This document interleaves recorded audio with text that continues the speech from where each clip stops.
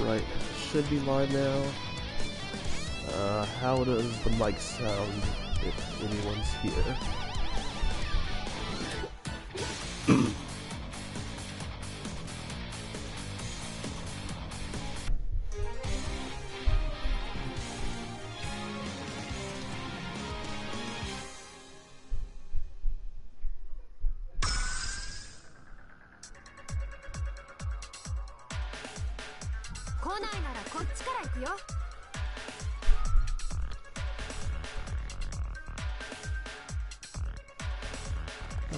Let's see, movement.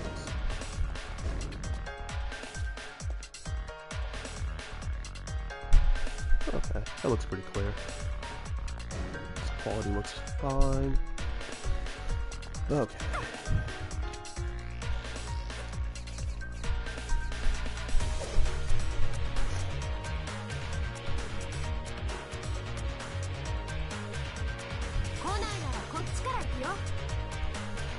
So let's go ahead and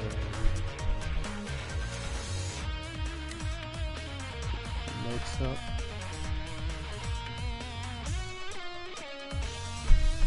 So everything should be here.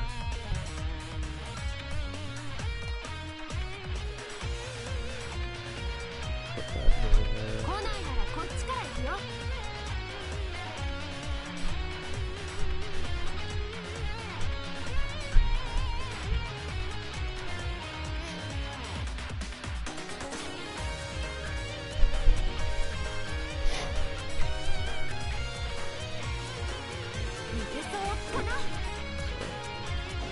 I'll wait a few more minutes and then we'll go ahead and get this thing started.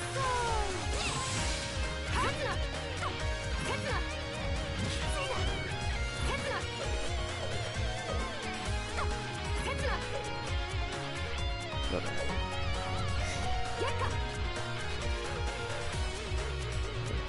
Alright, seems like there's a couple people here.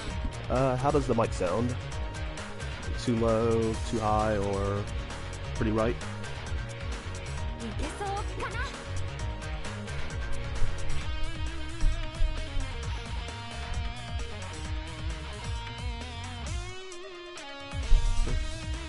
So it sounds pretty good.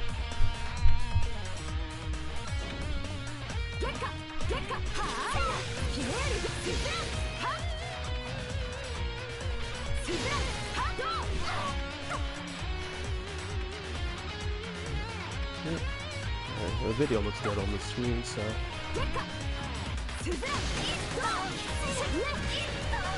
I said this was on the wrong side. That's probably a lot of downtime. So, I guess I'll go ahead and get this thing started then. Okay, so thank you guys for joining, and I'm going to go over pretty much a breakdown of my Natsume for everyone. Kind of go over the finer details of the characters, specifics, just general combo theory, pressure theory, and things like that nature. And then also some of just the basic methods to counter her and kind of things that you have to be aware of when playing the character or fighting against her. His head's a bit low. Okay. Let me go ahead and do a volume adjustment then.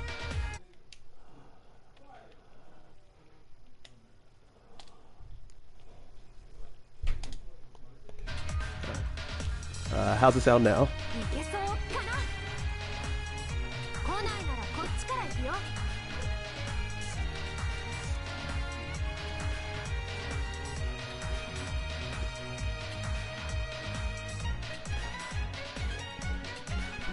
It's a little bit better. Okay, sweet. Okay. If everything seems good, let's go ahead and start this. So, I mean, obvious. Most people know with Mai, she has the variable arts, which allows her to cancel normals into gatlings and strings, different from most characters.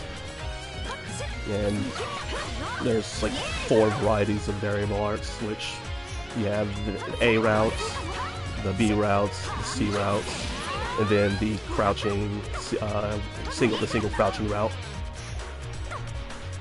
But yeah, 5A is your standard 6-frame jab. When holding back, you can repeat it up to 3 times.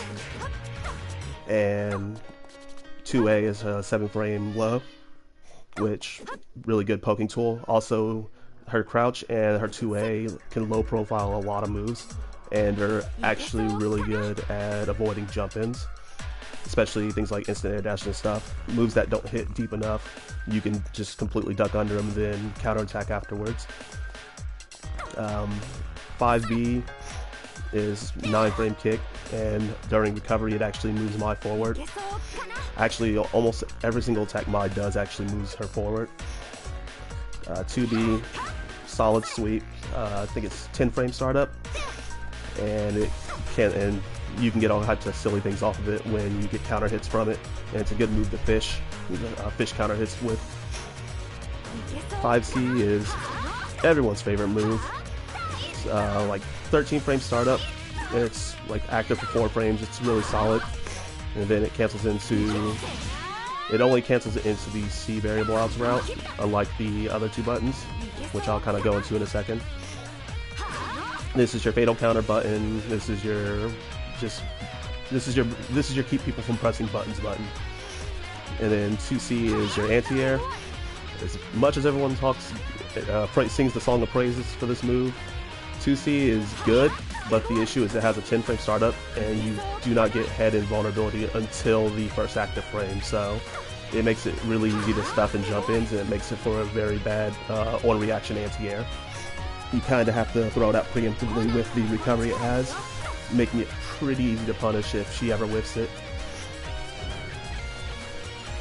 But jumping attacks, you have J, which is a really good air-to-air normal, and it also gatlings into jump B. Jump B and jump A actually gatling back and forth into one another, so you can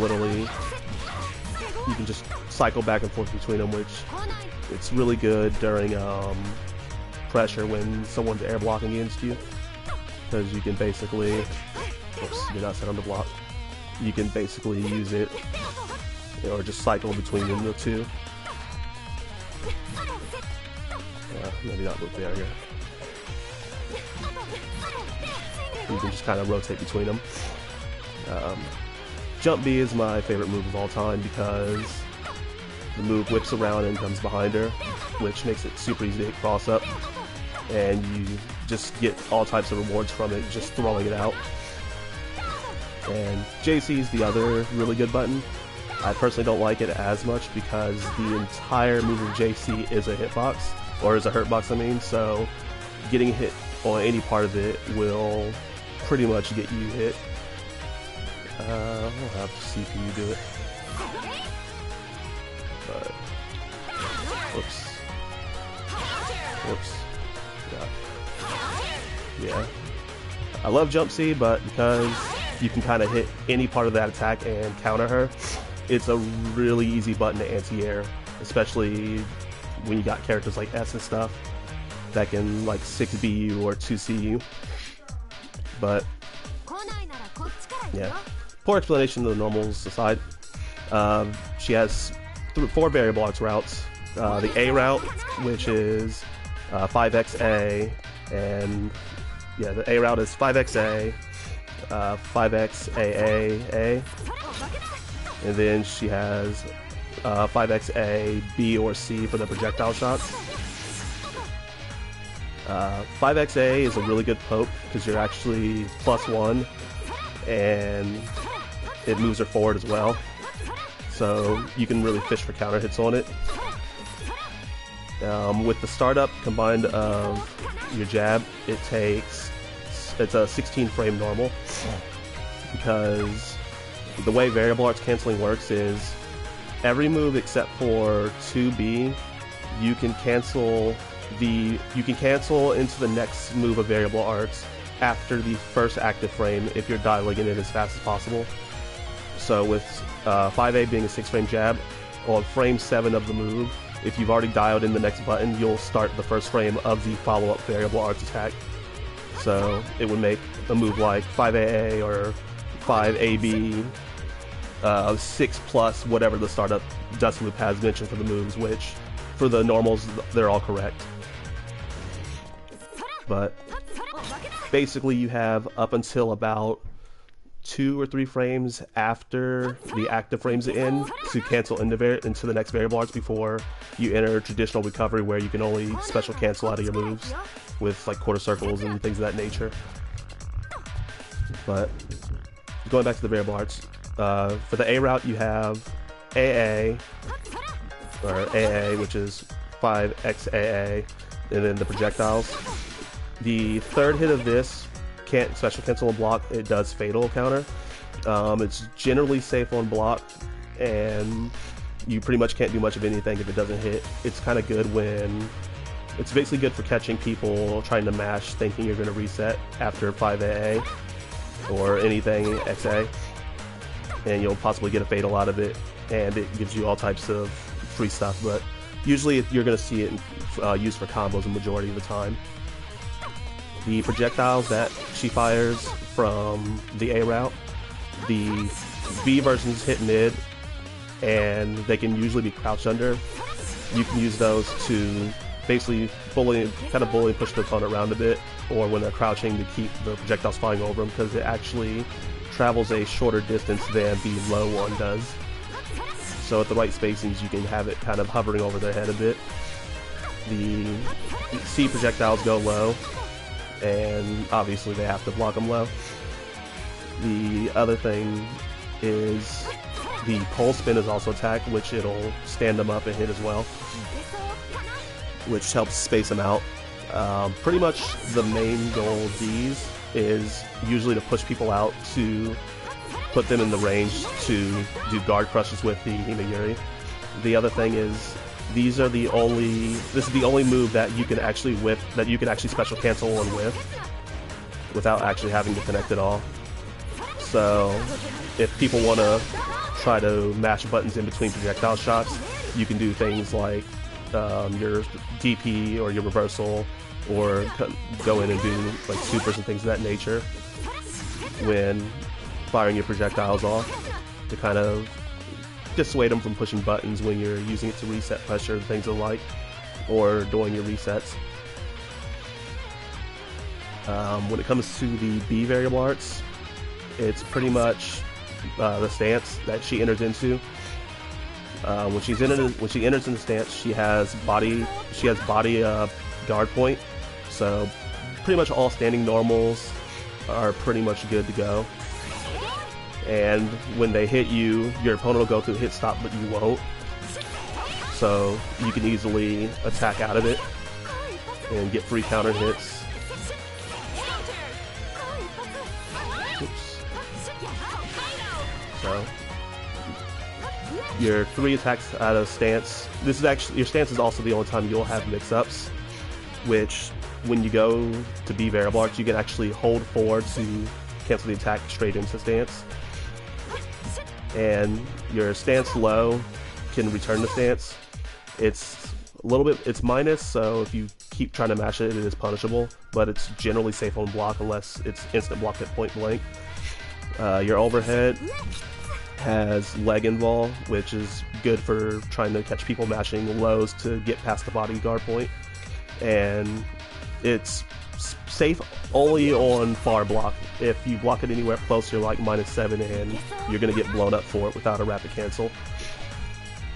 And the 6A C out of it is mostly a combo tool, but it also is another fatal counter. Its main purpose is just if you catch someone with the bodyguard point, you can use that for basically free damage, similar to how you would for 5C, or you could just do drop stance and do an attack out of that as well after guard point. But obviously, depending on the move you use, you might have to deal with the startup. C variable arts, everyone's familiar with, I'm sure. You have the poke with 5XC. It also moves it forward as well, and it goes into both of her overheads, 5XCA and 5XCB. The main use of these overheads is the B overhead is slow enough that you can counterattack with an anti-air jab or just up back out of it. But on block, she's basically +7 and can true block string into 5A, which basically means every time you block that, it's her turn again, guaranteed. The 5XA is basically meant to be the opposite of that, where there's very little room to up back out of it, and if they start to up back and they don't barrier, it's air blockable, so it'll catch people trying to jump out of it, and the hitbox is a bit disjointed as well, so when spaced properly, reversal, it'll actually clash with reversals or just whiff them entirely, which will give you free punishes afterwards. It's only punishable on block at point blank, but afterwards it's safe but minus, so generally at the right spacing, you're not going to lose anything, but you're not going to gain anything either. But, you know, the main thing you just have to watch out for is if someone has the meter to do supers or anything, like Ragna can just Carnage Scissors and then you're pretty much boned. And the last one is the stabs at the 5XCC. Details about this move I had in the old video. When you do the stabs, it does a set of 6 hits, and you can hold C to extend it for an additional 6 hits. These two attacks right here, the time it takes, the amount of time you have to cancel into the stabs from 5XC is just short enough to where you can never leave a gap in it unless they instant block it. So it's a safe option to do, just because with the gaps that these two leave in them, you know, you could be punished easily. But with this is always going to be a true block string unless they instant block this hit and you extremely delay the follow up to it. The stabs also do chip damage, and after the initial extended 12 hits, you can press again. You can press up to 2 more times to get 2 more extensions of 12 hits, or 2 more extensions of 6 hits, I mean. But after that after that third extension, or after the extension past the 12, you can't special cancel out of the move anymore. Yeah, let me turn them off a block. Right. Yeah, like the initial 12, you can move in. You can still special cancel afterwards. 14 hits altogether. Or no, it's 13 because I'm not hitting the first hit. The other thing I forgot to mention about 5C. 5C force crouches on hit, and so does the 5XCA overhead. And also, yes, both of those overheads both crouch. The stance overhead floor bounces, which allows follow-up combos off of that. Things like that. Stance low staggers your opponent. And the third hit of 5AA, or A variable arts, goes into spin state. Alright, for explanation of the buttons aside, let's go ahead and actually kind of go past that. Alright, okay, probably the last thing to say is a little tidbit is the move, like because of all her Mai's moves moving her forward, the combination of your variable arts can actually affect the spacing of your moves. So like how 5B steps forward during the recovery, that recovery actually gets combined into the next variable arts move. So if you do like 5A doesn't move her forward, but 5AA does. And if you look at her forward foot, you can kind of see what she's saying at there. Now if you do 5BA, that actually steps her forward because the recovery that moves her forward of 5B also gets combined into her next attack. So 5BC will move her more forward than 5AC will do. 5C moves forward but steps back to her original position. But when you variable arts cancel into C, she actually moves forward from the spot that she's at when she steps forward, making her move more forward than 5BC or 5AC would move her. So, little things like that to kind of remember for spacing reasons. The kick into stance during recovery actually moves my back just a teeny bit, which you kind of can't notice it, but you notice it when you start doing it over and over, that it steps her back. If I can stop doing it. So it's just like little things like that. You can kind of use that to space and kind of get people to misjudge where you're going to be at versus where you're at. And 5BB will the movement back will just basically prevent her from moving as far forward, which is a pretty silly detail, or a pretty silly thing. Same thing with 2AC. 2AC moves her less forward than 2BC does. So, kind of like little things like that, when you combine with micro dashes, you can get people to misjudge your spacing.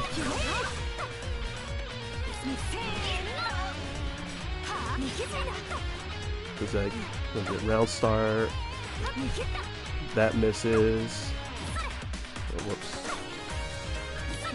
that misses, but then, or actually, is it back step, forward, and that'll hit. So, you can definitely use their combination of buttons to get slightly different ranges out of your moves. That's pretty much it for the normal attacks. Like I said, outside of the way they act, I'll kind of go into any additional stuff on them as far as their properties when it comes to combos. I think the last button is just drive. Drive, Mai throws a spear, you can use 8 and 2 or 5 to aim it. Anytime you change the direction that you're aiming, you actually reset the charge time of the move. So, when it's max charge, the initial throw is unblockable. Unless you have something that has projectile guard point. That's the only, I think those are the only moves that can block it. In the air, you have the same thing as well, using 8 and 2 to aim, or 5, which she'll descend as she's charging it. The redirect will, when you push the D a second time, will redirect the spear to wherever your opponent's at the moment you press the button. It's good for tracking people. The only thing is, it's only special cancelable hit, which it kind of needs to be because it would be broken otherwise. The details that Dustloop has wrong on her drive is, on block, the initial throw for her spear is 20 frames of block stun. And the recall, the redirect, is 30 frames of block stun. So, you can kind of understand why, you know, the initial throw can be special canceled since it's only 20 versus this one that can't be canceled on block. But in Overdrive, you get access to special cancels with it, so you can actually make true block strings with Overdrive. Or Frame Trap with buttons. Yeah. I think you can, it's 30 frames of block stun, I think. Yeah, but you can do things like Frame Trap with 5C when you're able to special cancel the second hit. Yeah. Alright. Getting the normals out of the way, let's go into the special attacks. Like I said, Mai has Juncture, or Setsuna, the Japanese name, which is her command dash that moves her forward. And during the command dash, you can go into the follow-up attack Himeyuri, which has 3 versions based on which button you press. The last frames of the attack, you have a just frame timing, which everyone knows with the tipper, if it hits, it guard crushes. if you guard crush with the A version, you're actually +5 afterwards, and if you hit the B version and guard crush, it's the equivalent of a crush trigger. Not as long, but you have enough time that you can follow up with a raw normal without having to spend meter for the follow-up. And the same thing for the C version, which doesn't happen too often. For the guard crush, I actually don't know the full details, but I'm pretty sure you can't special cancel since it does still technically count as a block. Yeah. The main details with Juncture is she doesn't start the first the move has 6 frames of startup before you can actually start canceling into the attack, so there's 6 frames of Juncture startup, and then Dust Loop is slightly wrong. A Hime Yuri is actually 5 frames, so doing quarter circle forward A is an 11 frame move if you do it perfectly. And the same thing for B Hime Yuri. I think it says the move has what 16 or how many frames to start up for A Hime or B Hime Yuri? It is 17, so it would actually be like 16 because the first frame of the attack actually starts at the 7th frame of the dash startup. For distortions, it's a bit different. 236D actually starts up in 4 frames, and on frame 4 is when it actually gains invincibility, because from frame 1 you actually enter counter state during her command dash and command flip.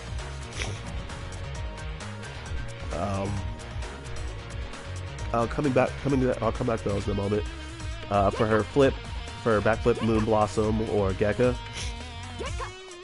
you have leg attribute and throw attribute invincibility on the very first frame, and on the 5th frame of startup is when you gain full invulnerability for the rest of the attributes you didn't have. So one of the counter plays to Mai is any Oki that you use that is projectile, body, or head attribute will literally prevent her from being able to use flip or wake up, and any type of lows or grabs that you put in gaps can be flipped out of, which you always have to worry because you can have the threat of getting Suzuran from it. The other thing about her flip is, I think it's about after 20 frames. After about 20 frames is when her dives will enhance, where a secondary hit will happen on landing on the ground. The second hit leaves her at about +3, and I think like +5 after 5 or after the A version, but +3 on B or C. Probably the biggest problem with A is the pushback kind of negates the +5, so kind of treat it like an additional +3. Generally, if they block the second one, it's your turn again, especially if they barrier blocked it, since barrier adds additional block stun. The enhanced dives are basically your main combo tools, and they're just really good at punishing, since you can use the backflip to control a lot of it. Affects the way she flips, where she normally flips back by default, and then the second flip she flips in place. But like during an air dash, she'll flip most of the distance back of the air dash and then flip forward. But if you do a flip quickly out of Setsuna, she'll flip more in place rather than flipping as far back. And because of the momentum from the command dash, you can actually double input to make her move forward on the second flip. And things like running and jumping into flip with like a forward jump, you can kind of flip in place or flip forward slightly, using the second flip to do the same as well. So it's kind of good to test out the way her flip interacts out of moves, just because it acts differently depending on what you're doing, which you can use that to kind of keep yourself unpredictable and where you're actually going to be at versus where you are currently. The other thing about her flip is during it, after you're only in counter hit state for about as long as it takes for the flip to enhance your dives. After you exit counter hit state, you're still in free fall and you're still unable to block, but you're able to do air normals by holding forward during your flip. So anytime you're kind of flipping in neutral, it's best to throw out an air normal so that you can return to neutral to be able to block in the air. Oops. In other words, just flipping, you'll be completely off guard. Same thing with throwing drive in the air. If your drive is blocked and you've done the redirect, you're falling completely defenseless the entire time. So, yeah, this isn't BlazBlue Tag. Do not go around chucking air spears and thinking you're safe while you fall.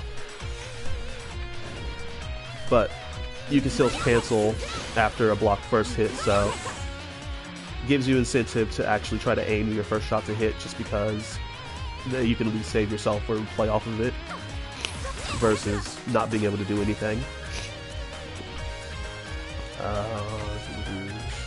Anything else I want to mention? Oh yeah, another thing that Dust Loop doesn't mention that we need to add to it. During Setsuna, the command dash itself is 28 frames start to finish, but the thing is, you can actually cancel into normals as early as the 21st frame. So, like, normally, you know, during it you'll get your Hime Yuris, but the 21st frame actually is the 20th frame is the last frame that you can cancel into it, and from that point on you're in just proper recovery, but it's coded to where you can actually do attacks during those last 8 frames of recovery. The thing is, when you're doing the command dash, if you hold 4, it'll actually prevent you from getting a Hime Yuri, any of your special attacks from coming out. Same thing with 2. It won't give you Hime Yuri, so if you're ever trying to Setsuna into normals, do it. Like if you're trying to do empty Setsunas, you can hold 4 for that extra bit of security to make sure you don't get an accidental input. But to show you what I'm talking about, let's see. Yeah, it's this frame right here is when this frame of recovery is when you can actually attack. So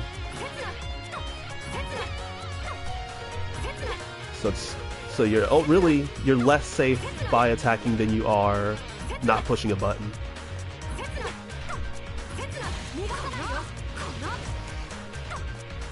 The reason this is actually important is because with a move like Drive being 20 frames of block stun, canceling into that into a normal actually leaves you -1, which is why people never know when they can attack Mai, is because doing things like this, you're -2, you know, Drive into Setsuna 2A, you can be as fast as -2 or as fast as -1. So if people aren't properly prepared to punish you, or they don't have something faster than 6 frames or 5 frames, or yeah, faster than 6 or 7 frames, then they need to basically hold the reset.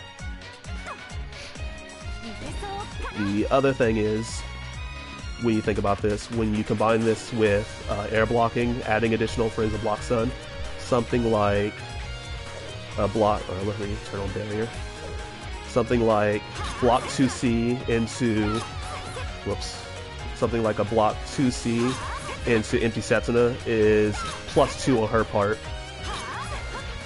So you kind of have incentive to cancel it because they have to barrier block, which adds 3 extra frames of block stun. But the fact that this is now a frame trap for your opponent when they block something like 2C, and they'll have to instant block in order to actually be able to do something like jump A, or to make it less difficult to double jump or the sword out of it. Same thing with 5C, you can do the same thing with 5C as well, is because they're both level 4 attacks, so if someone ever air blocks 5C, I don't think this is a level 4, so it's not as safe. But anytime someone blocks 5C or 2C, doing this actually leaves you plus as long as you attack. Same thing with like drive. If they air block drive, oops, come on.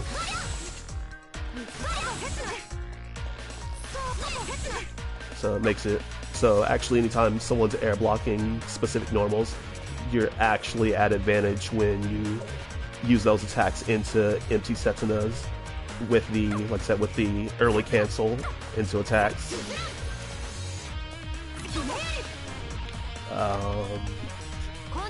As far as special attacks, I think I covered it.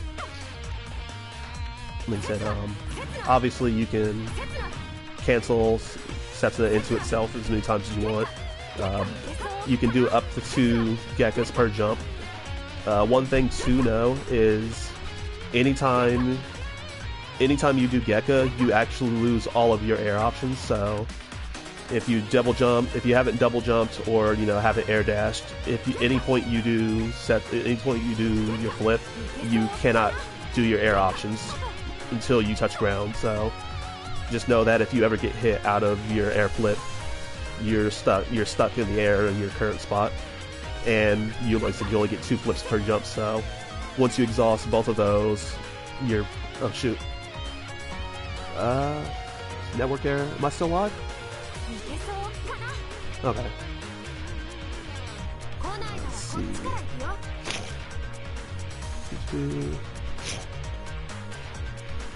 Okay.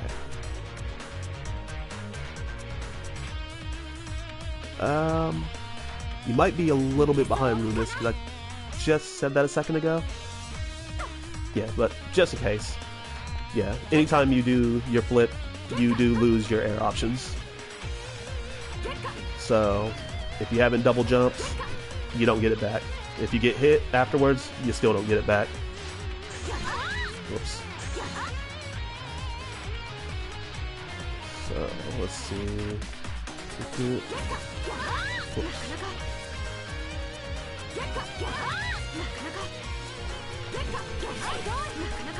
Yeah, so yep, so you don't get them back at all. So that is the risk of doing your flips. Know that you probably still want to stick to your standard air movement, but to know that you should probably exhaust those first beforehand, or to just know that they're going to be gone after the fact.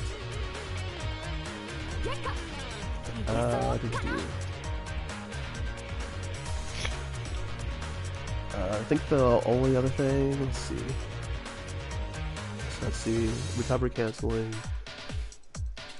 Okay, the last 2 things I think I need to mention now is about Himayuri and Suzuran. So, okay, yeah, Yaligmuna says, yeah, if you know your opponent has no air options, you can do some pretty goofy resets with her, where they kind of have to take it. The last thing I think I need to go over for special attacks is, this is mentioned in Dust Loop, where inputting your special attacks just frame will cause them to do more damage. So Himayuri input frame perfect will give you a stronger Himayuri than doing it during Setsuna, and that's for all 3 of them, where you get more damage on a frame perfect input. It's 10% more, and the other thing is the same move penalty. The game recognizes them as 2 different special attacks. So this Himayuri is a different special attack from this Himayuri. So like when you're doing combos, this isn't too important, but this is useful for when doing things like overdrive combos. Let me set infinite time. So normally, so like, because these are two different moves, I'll show you through the Sihime Yuri. So normally you do something like that. It's 283, or let's see, so 283 and then 2290 because S&P for repeating the same special attack. But if you frame perfect and then do the delayed one, it's the same move, but the game sees it as a different special attack, so you actually get your full damage out of the second one. You get your full damage out of the second lower damage variant. So you do something like what? 2, 3. Trying to think. Just an easy combo. That, and then so that's like 2216, but you get it's 2454 because you did it during it. So the same thing applies for your dives, since in overdrive they're enhanced no matter how long you delay it. So something like instant Suzuran, then delayed C Suzuran, you get full damage, versus instant hit instant. So you're just, even when you're just doing a basic overdrive combo, you just kind of remember to cycle through them if you do any repeats, or to just use a different dive entirely. That was the old way to deal obscene amounts of damage with Mai and overdrive, like stupid amounts of damage. That was pretty much how you did the old 9K with her, because you basically cycled through the fact that you had 6 special attacks on 236, and the fact that you get 6 special attacks on both versions, on top of the fact that 5C scales incredibly well. So there's that, and what was the other thing? Yes. So the other thing with Hime Yuri, A version has 1 range, but the B version actually has 2 ranges. So if you 236B, that's the normal traveling range, about there. But during startup of the move, if you hold 4, you actually shorten the distance that you travel. So you have 2 ranges to play around with that, to either bait people into thinking you're gonna hit and then you short it, or for people to think that they're too close and that you're actually gonna be unsafe when blocked, since it's generally only safe when blocked late.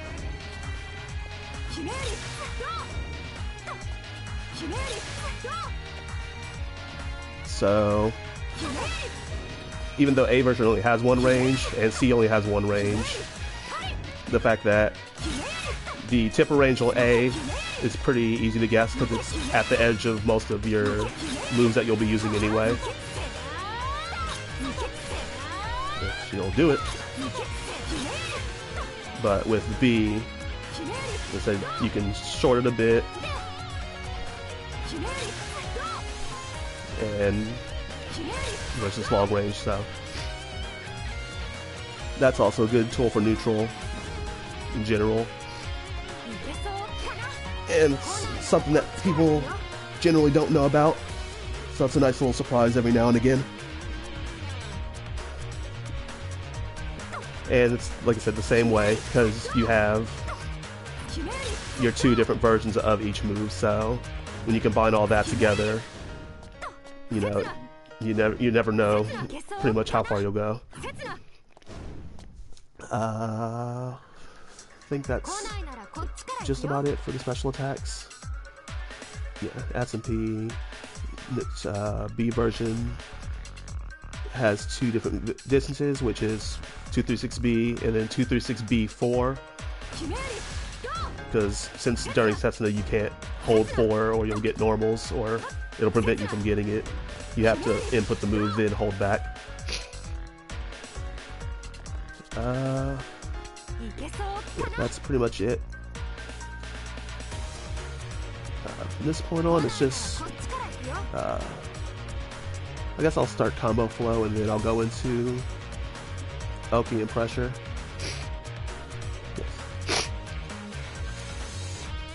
Yeah. Yeah, C is fully invincible as early as 7 frame, or frame 7, because like I said, you have the 6 frame startup of 236, and the first frame of C Hinayuri is the 7th, so it's a 7 frame air unblockable that requires you to barrier block, which the good thing is, since you can do it during Setsuna, up until the 20th frame, the moment you push C, it'll be invincible right then and there, so once you've started moving, you're pretty much good to go. Like, you can just go ahead and just push C and you're golden. Which most people would know to just jump and barrier, because you gotta be watching out for that. Let's see, air unblockable attacks. I think everything except 5A, 2A, or 5A, 2A, and the projectile shots from A variable arts are air unblockable, and stabs are air blockable. So this is a good way to catch people with air blocking or not barriering. 2C obviously, 5C obviously. So let's say when you combine the right normals with spear throws and stuff, it makes things pretty nice.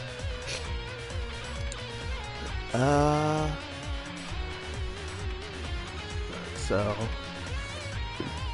combo theory with Mai is pretty straightforward. A lot of your routes are really going to be the same thing, and it's just a matter of how close or far are you from the corner to be able to do certain routes. So in BlazBlue, you know how crouch blocking adds additional frames of block or hit stun, so you can actually get better combos on crouching component. This is the other reason why 5C is such a widely used button, is because if you can hit someone with that, you can use that to extend your combos pretty free. And it's easy peasy. Because the stabs, when you hit someone with the stabs from your variable arts, if they're crouching, you can Setsuna in and link 5A or 2A during the recovery. The other thing is, the change that CF2 added is if you enter spin state from a crouching position, you can they actually have increased recovery on the spin now instead of the old game where they didn't. So you can actually do something like this now, where if you hit confirm someone crouching, you can actually 5xAA into another combo. So anytime you crouch confirm, you can basically use that to get full damage at it, or really take advantage of a combo. Whoops. I think you should be able to do something like 5cc. Probably not. Yeah. General combo theory is, once you're mid-screen, your real options are, your main options for combos are going to be A variable arts, so anything XA, and then link into 2A. So XA, 2A.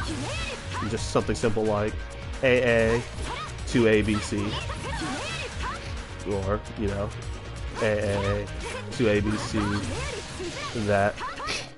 Simple, easy, lots of corner carry.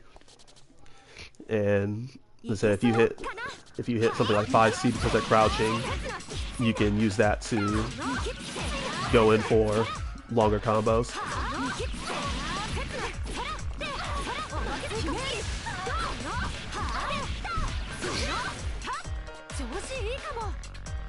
So, yeah, then you have things like 2A, 5A, or B variable arts. You can combo stance into 2A.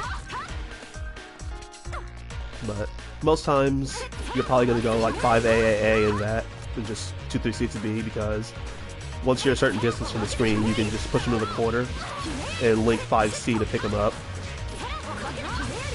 And then do a simple, once you get to the corner combos are pretty cut and dry from that point on. But, like I said, big thing with mid-screen is once your opponent's crouching, you can do things like 5AA, 5BA, 5BA, or, you know, 5AA, 5BAA. And then you can get some really good mileage out of that. It's like out right here. Yeah, you can get some decent carry. I'm trying to remember. 5AA.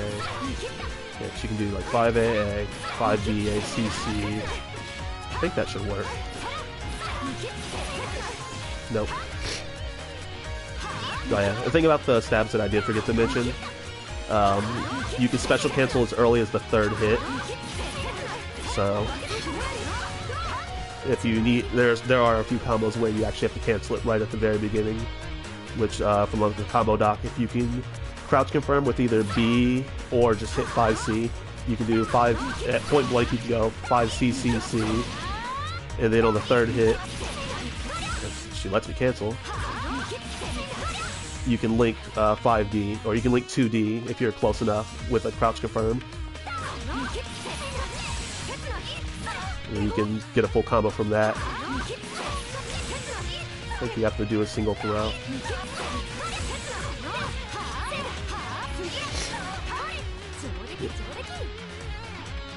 In other words, like I said, standing, there's not too much you can do without meter. With the change they did to Ahime Yuri on air hit now with the float status, you can go for the 2 ABC link into this, which, put shortly, it's really character dependent on like the variables, but if you can get the link, you can link that and turn ground strings into full combo, and then you can get things like full screen combos and like carry someone all the way to the end of the screen.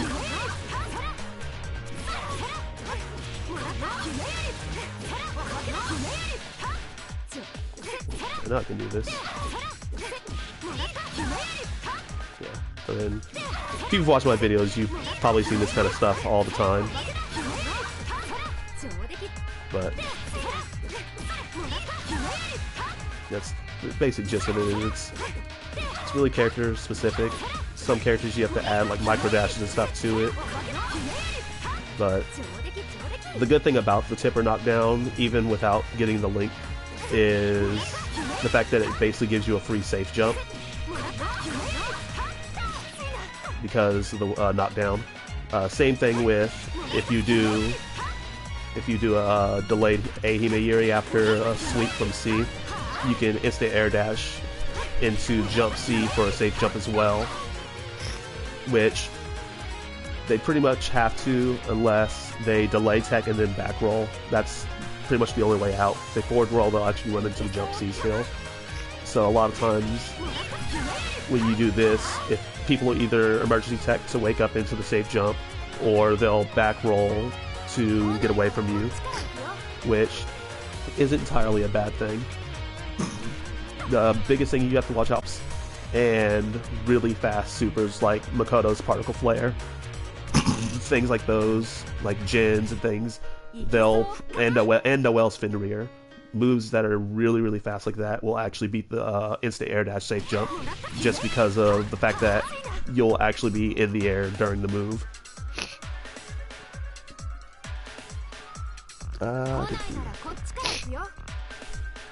Okay, yeah. I read what you put in there, Runus. Yeah, CDP. Yeah, you can just use that invincibility to just go through all types of stuff, which it covers a nice angle. Yeah, pretty much all of my starters are actually long starters, so it's really just the fact that, unlike tag, you can't cancel everything into 2C, which 2C would just be the button that gives you all your mid-screen damage. Because anytime you can hit a good normal, anything you can hit a good normal like jump B, jump C, or just 2C even on its own, you can do drive links. Most characters, I forget which characters, but there's characters that you can link 5D with, but some characters 5D does miss, so I almost always just by default do 8DD, just to make sure I don't miss them. And then once you do that, you can set up for enhanced dives, stance loops, and things like that, and get good mid-screen damage.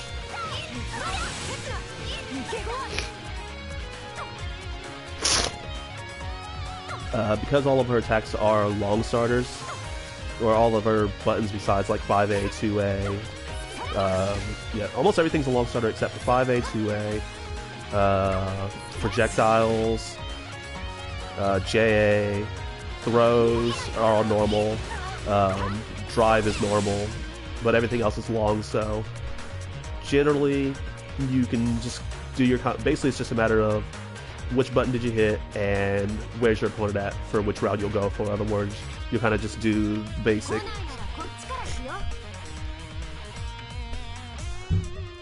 No, I did not on block. I did mention the frames, but I didn't mention when, because you're in hit stop when you're blocking drive, if you actually redirect it while they're in hit stop or block stun, it'll actually kind of overlap the block stun into the redirect, which gives you less time to follow up off of it. So yeah. Or yeah, hits, that's the hit, it's during the hit stop, that's why. Yeah, when you redirect it during the hit stop, you're actually losing out on untechable time. So the main reason you want to delay your spear throw until after hit stop is so that you'll actually get additional time for your follow-ups.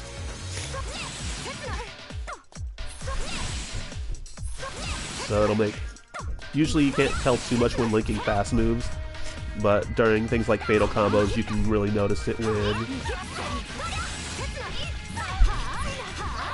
can kind of notice it.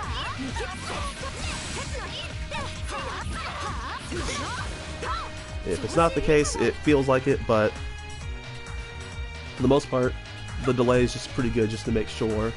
And then that way it also gives you time to make sure that you pre-buffer your sets and the cancels, so that way you'll be able to cancel in the first frame as early as possible, and then after that, like I said, getting the link properly, you can cut the recovery down by 8 frames.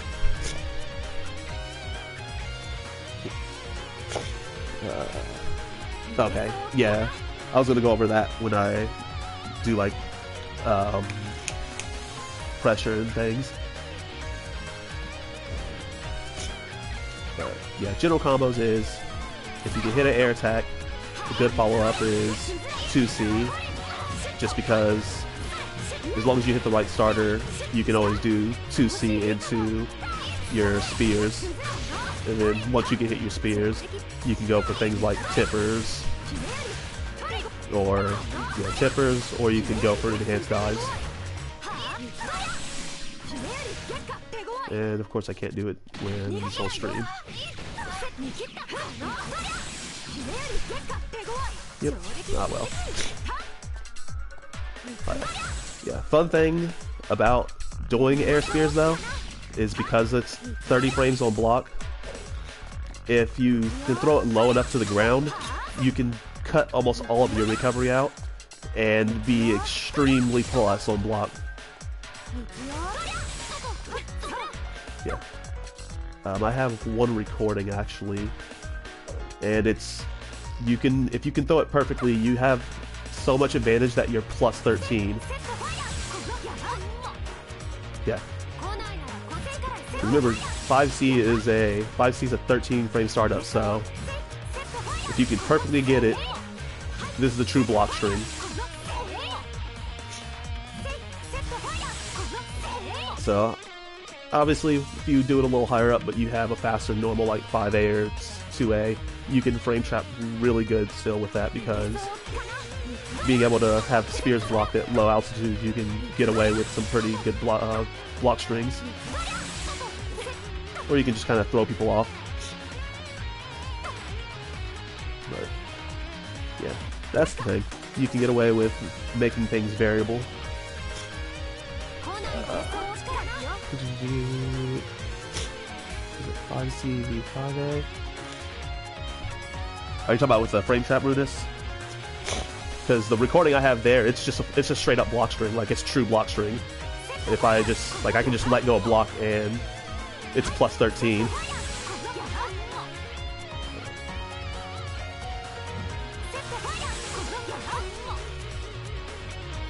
Yeah, so I can't even frame trap into a fatal because it's hard to get true block string.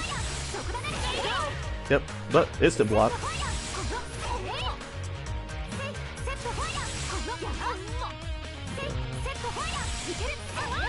Yeah, so. But normally you probably won't get that high. But even then, I mean, just low enough in general, you can still be pretty, you can still have a nice amount of advantage. Granted, I mean, most people aren't just going to let you throw them up that close, but, you know, things on like Oki or just whenever you have the right spacing to have the second hit get blocked, you can use that as a way to kind of tempt people into pressing buttons.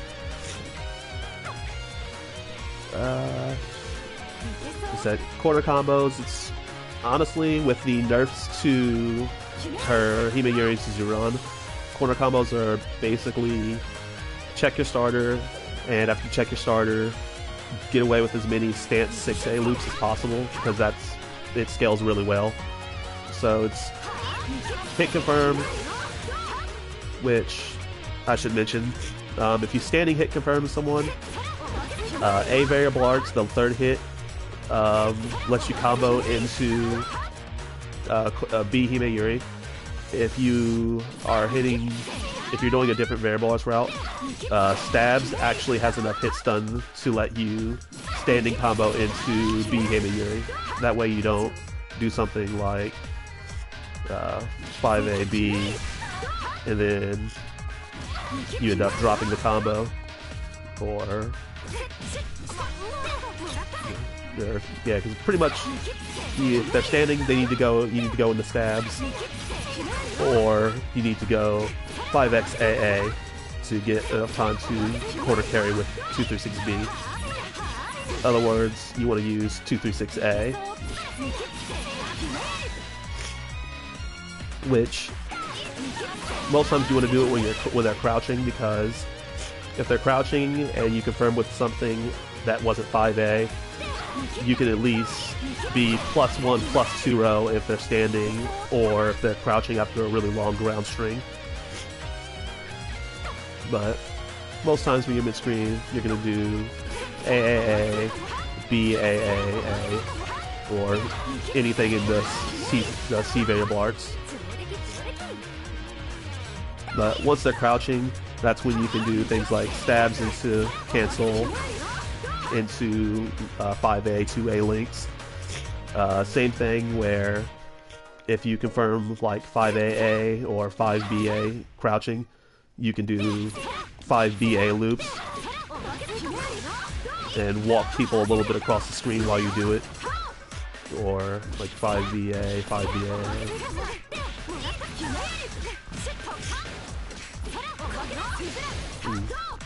Just basic stuff. It's if they're crouching, you're gonna get away with murder. If they're not crouching, go for reset or go for knockdown. Some little things to know that helps for pressure is when you do hit your opponent, when your opponent recovers from stagger, they're actually forced to block. Even though they've recovered, they still have to block high or low, which Mai doesn't really have much mix-up, but in general, you don't have to worry about getting reversal because the recovery forces them to block for like X number of frames. So you can do something like reset into forcing them to block the next string. Or same thing with recovery rolls. Where's that?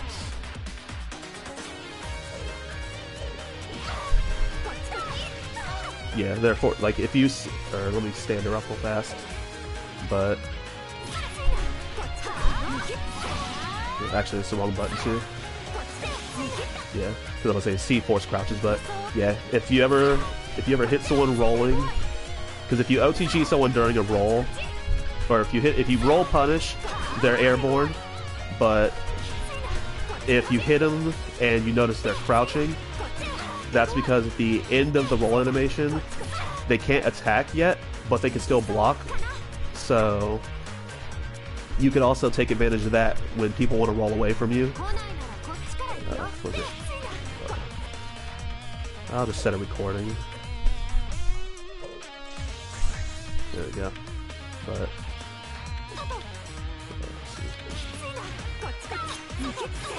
let me do that again. Oops.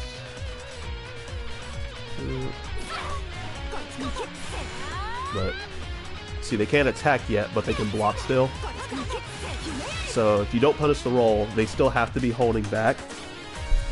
Yeah, I'll be putting it on YouTube.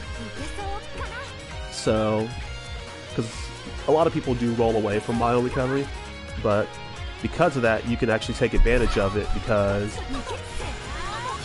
if they can't, being as they can block, but they can't actually attack yet, you can meet them at the end of their roll with a forced block string, or if you know they're going to roll, you can wait and then have them forced into blocking instant guard crush, and they have no choice but to hold it basically. And if you OTG, well, you get a hit as well too.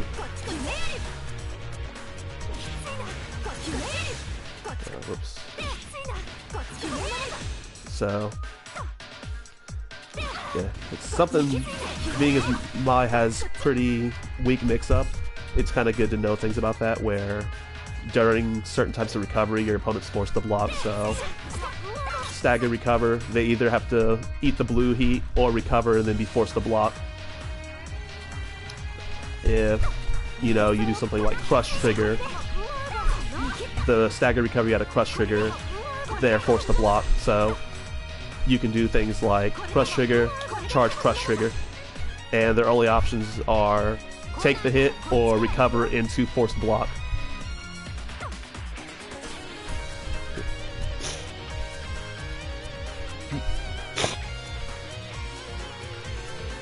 Counter punish on easy noise DP. Oh, DGF. So yeah, that was something, but yeah, the rolling thing was something I did kind of play around with and realize that, yeah, at the end of your roll recovery, before you're actually allowed to act, you're forced to block. And same thing during stagger recovery, which is universal, but you know, it can be helpful where if you want to reset, you can reset and not have to worry about getting DP'd immediately. So, because most of your pressure with Maya is going to be staggering 5A, since it's, you know, like only -1, and when you can Gatling into each other, you know, it's risky to just push buttons on her. And the second is 5A hits crouching, so there's only, like, you might have to test out the normals for your character, but Mai's 2A, Kokonoe's 2A, and Naoto, in some instances 2A, can actually low profile at 5A. Just about anyone else, if they try to 2A against Mai, they'll end up getting stuffed out. So most times people need to use standing normals against Mai, which she can just use 2A and low profile under almost every standing jab in the game and basically go under it. So when you're staggering, you know, they might want to 5A you to beat your 5A, but then you can 2A under their 5As or their jabs. But then if they try to low attack you to preempt your low attack, that's when you can use your flip because of the frame 1 leg involved. So depending on how your opponent, depending on how much your opponent likes to mash, you know, something like just 5A staggers and staggers in the throws and things of that nature. You know, or, you know, staggers in the throws, lows, and things like that. Just kind of tempt them to press a button since you still have your next cancel and variable arts. Another thing is taking advantage of variable arts. Even though this is what, like, I think, let me see how fast 5XB is. I know it's kind of slow. Yeah, 5XB is what? They got this. Oh, never mind. I see it. Yeah, it's what, 10 frames? Yeah, so even though it's 16 frames, you can do something like 2A with cancel release. This is a frame trap, so if they try to push a button, you can get 5XB counter hit, which is a really good button. Is a really good counter hit. Oh, whoops, let me do that again. But, yeah, so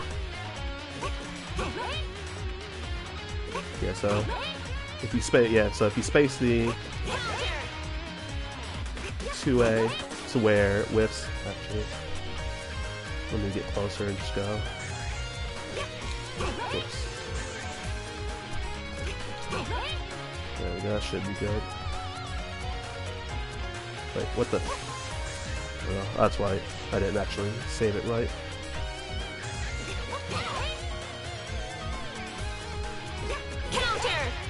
Yeah, so if you space it poorly, or if you do the Gatling slow, worst case is you trade, which honestly it's still a bad trade in your and it's a bad trade for them because of just the sheer amount of hit stun that has. Because it's a long starter and you get everything in the world from it, and it's also prorates well. Whoops.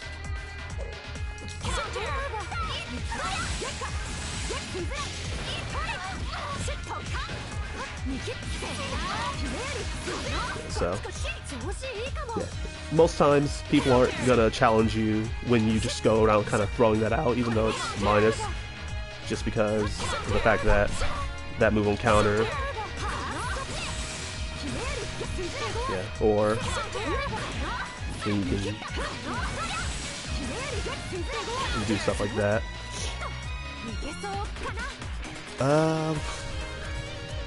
Let me see.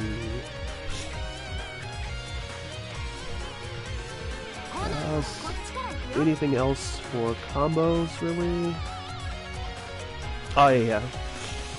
CF2, she does have this mid-screen combo where you combo into stance 6A or stance 6C, and then you micro dash 5CC.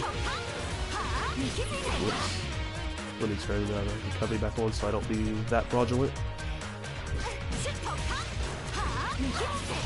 But, yeah, she has that route now, which does give her better meterless mid-screen combos.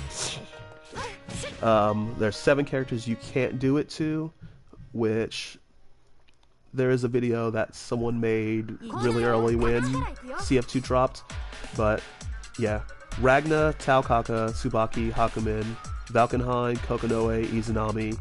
You can't do the stance 6A 5C link to them because of the way they are.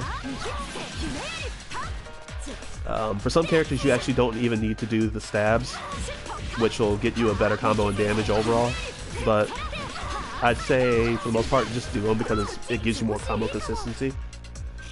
For characters like Tager Sasano, you actually have to link with 5BC instead of 5CC on the micro dash because they're bigger body characters.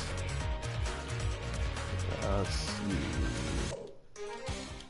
for them, yeah, if you do the stance loop, you can do 5B and get the same loop for them. Which, you can do that for Tager and Sasano, and then it works on them.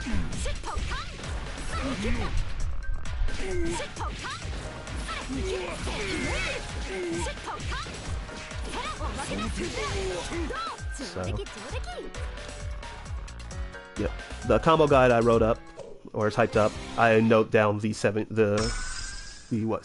characters you can't do it to, just in case. The other thing I mentioned is when you do like the 5AA link 2A, there's a couple characters that normally when you do it, you might have to microdash the 2A. If you're fighting Laishi, Nu, Lambda, pretty much the Murakamos, if you're fighting Laishi, Nu, Lambda, Mu, Relius, or Izioi, if they're not crouching, you always have to microdash that 2A link. No matter, you could be all up in their face, and you'll have to microdash it. Let me pull one of them up.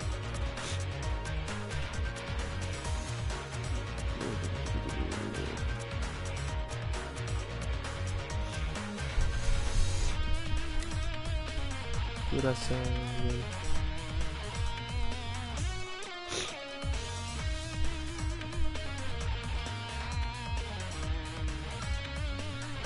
Is it?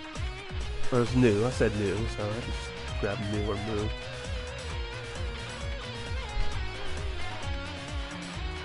Oh, that's right, they don't have the 13 anymore. I can't read Japanese, of course.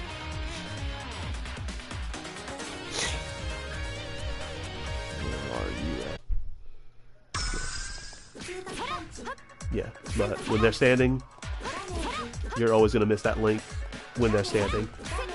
So, yeah, if you're fighting any of the characters on that list, which is Laishi, Nu, Lambda, Mu, Relius, or Izioi, if you hit them and you're going for the 2A link, you always have to microdash unless they're crouching. If they're crouching, you're good.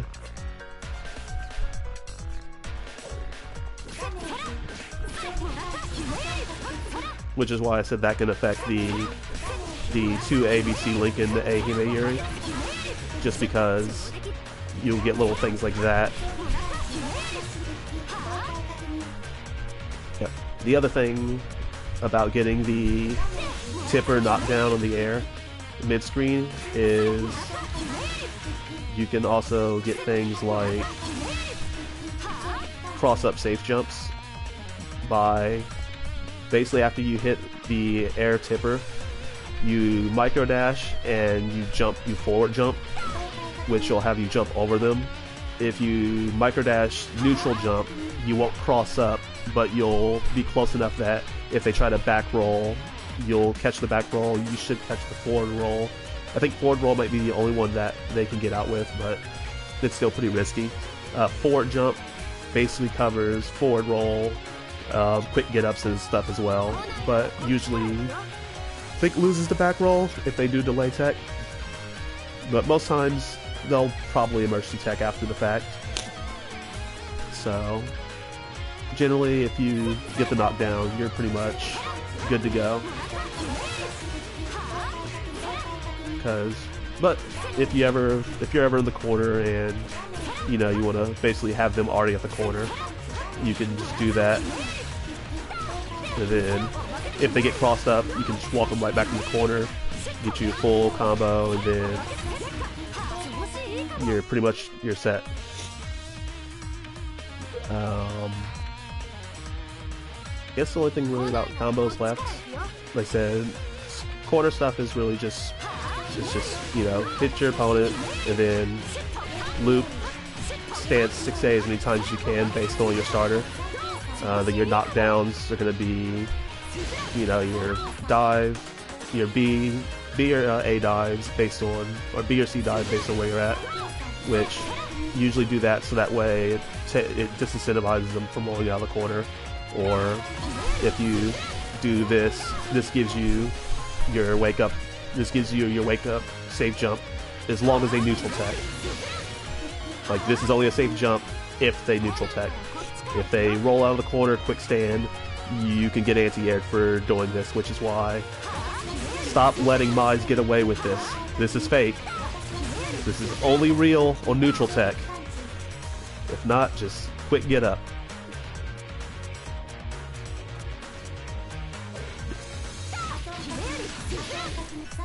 Just roll out free of charge. This is why you want a 2A on wake up. Because you want to make people not roll. Because they're less likely to do it if you 2A. Okay. I think I had to do it sooner. Yeah. So, generally, people won't roll just because if you get hit with 2A on the OTG, you can 5 ACA and put them right back where they were. And even if they cross up, you can just put them back in the corner. Oh, that was a bad combo, but yeah.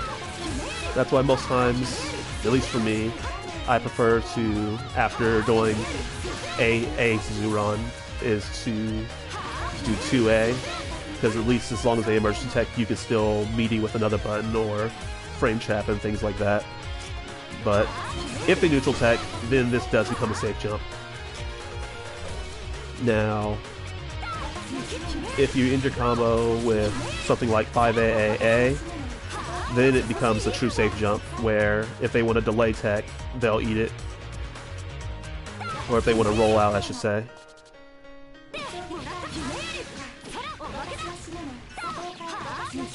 Because at that point, you can get specific combos. Whoops.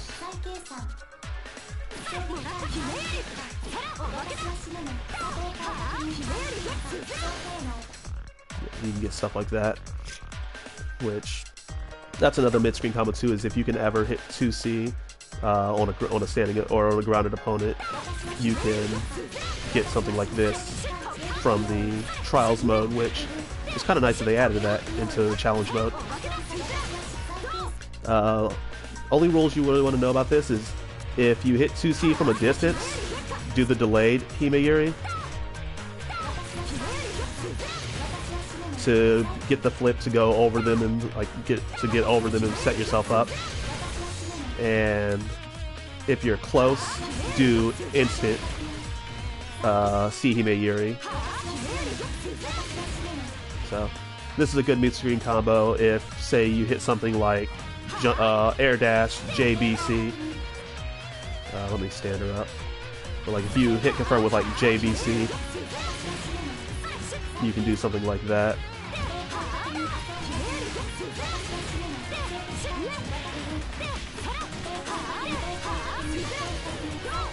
Timing takes a bit to get used to, but you get used to it because your dive is enhanced just about at the top of the flip. I think it's like 20 frames to be specific, or like 21. That's when your dives will power up. But once you kind of get used to it, it's kind of second nature. Net play, it's 50-50. But it's a good way to get solid damage, corner carry, and things like that. Because if you ever hit something like jump C, you can do it, or like jump B. So it's really good for jump ins.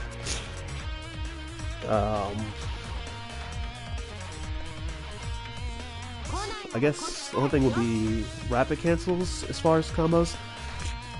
Basic rapid cancel points are anytime you hit stance 6A in a combo mid-screen, it's just easy to rapid cancel, run up, and just do drive.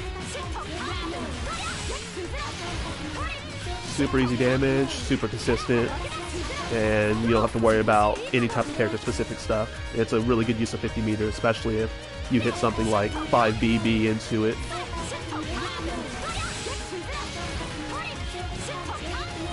Then you can get easy 4.1k.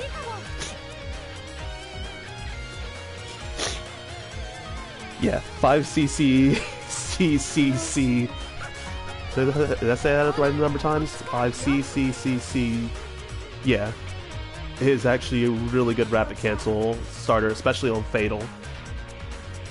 just because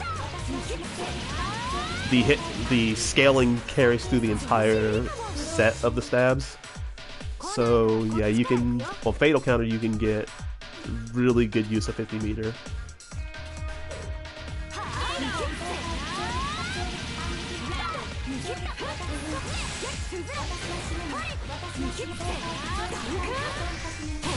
Like, missed the second hit, but you can get like 6k off of that.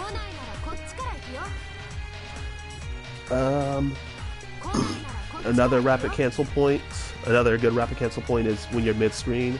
Anytime you hit, you sweep, you combo into like something like 2 ABC, and you do this. If you rapid cancel the Sihime Yuri, you can rapid cancel and immediately do air drive to get a free follow-up extension, which is really good use of 50 meter, because you can do something like this, and you can take someone literally wall to wall, and depending on how good your starter was, you can get pretty good damage.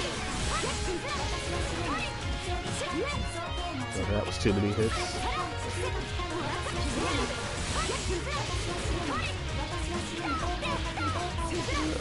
That's still pretty good. Once you're closer to the corner, you can get stuff like... Oops.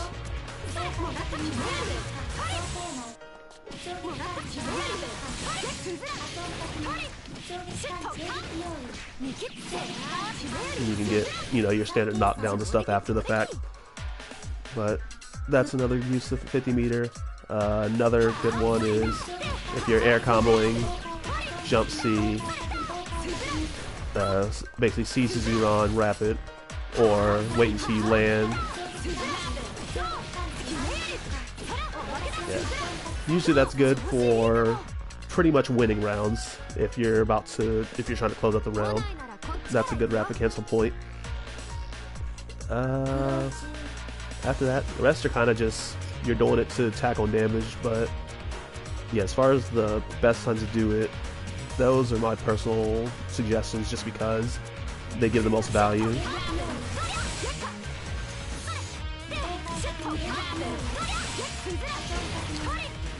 After that, for burst baiting, 5A can jump cancel on hit or block, 5A can jump cancel, 5B, 5BB, and 5C and 2C can all jump cancel. So those are your typical burst bait buttons. When it comes to counter hits, 5C and redirected drive are on fatal 5C, and just 5DD are burst safe if you overdrive cancel immediately.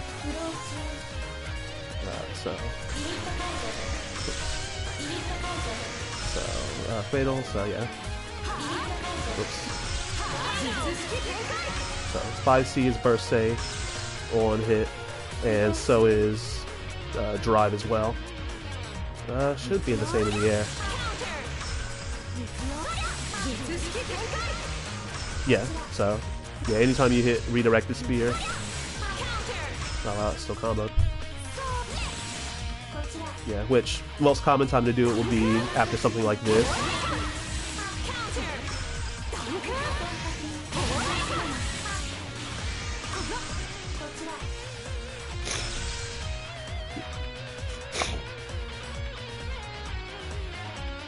Oh no, it's just the redirect in general.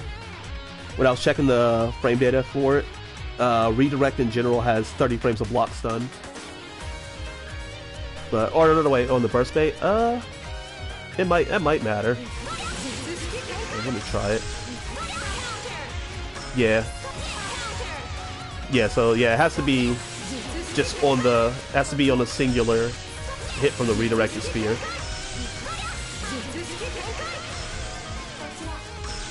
So, basically don't do it during hit stop. You have to wait till hit stop's over.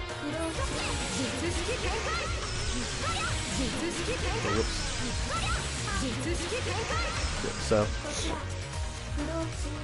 yeah, you're right on that, my bad. So, those are the two burst safe attacks when you overdrive cancel. Speaking of overdrive, overdrive's pretty simple. It's hit confirm, overdrive, and then do something like dash in, 2B, and you can carry all the way to the corner. Like from round start, that's a pretty easy one. Is hit confirm or like 5cc, and then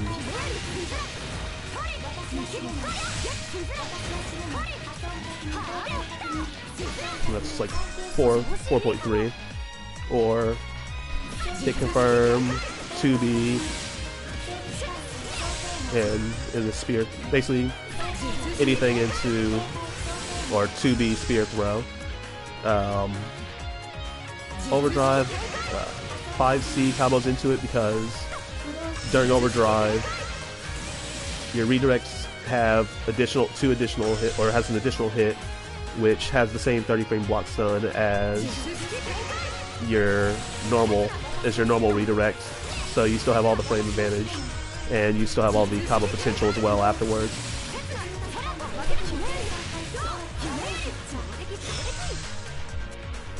Yeah. Drive does a really good scaling. Or has really good scaling, I should say. So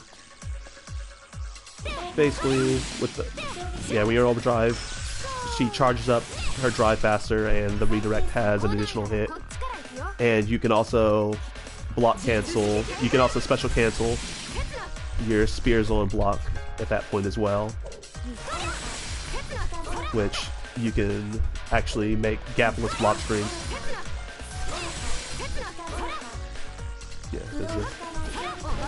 Like I have to set the block only first hit, and so you can use 30 frames of block stun to frame trap into all types of things.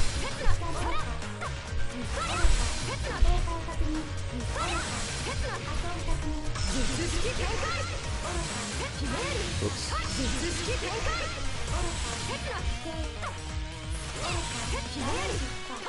Whoops. Yeah, so you can get away with people in the match buttons. That's pretty good frame trapping. But yeah, as far as combos in overdrive or converting into it, anytime you're in an air combo, what I usually just do is you air combo, and then on your double jump, you just use jump C by itself. So you just look like jump JB or JB JC. You just go jump JB JC overdrive, JC again, and then dive, and then just kind of do whatever afterwards. Usually if I'm mid-screen, depending if I hit a button, just kind of trip, do that, and then just kind of play it from there. If you want to carry someone to the corner during overdrive, you can just do something like 5BB, and that's an easy way to just kind of carry them. The biggest things you can do with the sped up drive is, their unblockables also fast, obviously fast to charge, but you can also use that to, guarantee the end of your combos to get full damage. So I actually did forget one thing. 214D, the reversal super here, it has 3 levels of charge, which Dustloop only mentions 2 of them. You have Uncharged, which is the normal version of it. The move has full guard point against everything, but is vulnerable to throws. So you can grab her out of it. But everything else, it'll guard point, even unblockables. But most times you're just gonna hit the guard point, rapid cancel, you block it, she dies. But the move does have 3 levels of charge, which is important for combos. If you basically hold the move for even 1 frame of charge time, it actually becomes a stronger super. So uncharged is a level 1 for 15. Slightly charged is 2000, and max charge until it force releases is 3k, which you're only ever going to get that on a hard punish on something like someone whiffing a really big super or using something that has a lot of recovery that they can't rapid cancel out of. For combos, once you get into like max scaling, let me see, let's do something basic.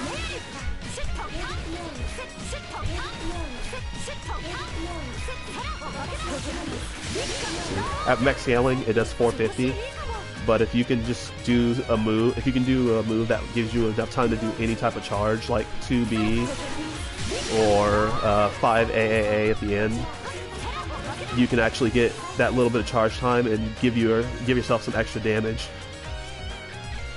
So it's 450 at max scaling normally. Whoops. But if you can get just a little bit of charge time, you can make that 600.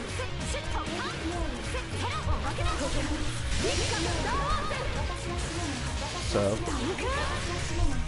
basically, if you can just set the end of your combos up correctly, you can give yourself a free extra 150 damage just by doing the right type of moves into it. Because normally when you do something like 5 CCC, you just don't have time to try to charge for even that 1 frame, because it's like, I think the first frame of charge is like 11. It's either 11 or I want to say it's 11. But so I said the best ways to usually set that up is with 2BC or with 2B when you get into like really high combo scaling. A lot of times you might just have to do 2B on its own. Well, during like a corner combo. I think it'd be like after like a his dive or something.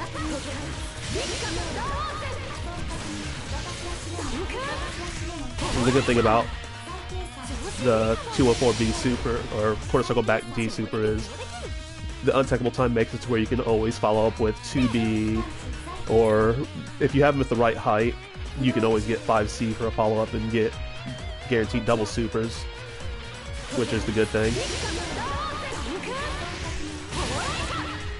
So yeah, getting an extra 150 damage can make or break a round sometimes.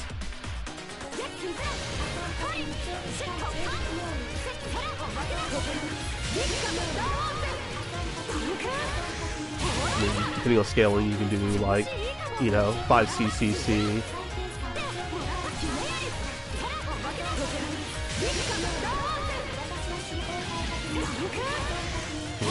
Yeah, it dropped. Yeah, because a lot of times you'll have to do double quarter circle anyway to make sure that you get in close enough. But that's the main reason I like to do after 214D is to do 2C, because if you can do that, you should always have the timing right to do the link.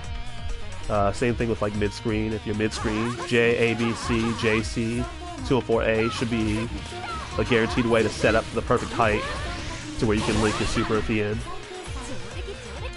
So if you're like mid screen and I hit him 5C, you can use that sort of, well, of course it'll drop there. But you can use that as a reliable way to get damage. Oh, that actually hit. I didn't think it was going to hit.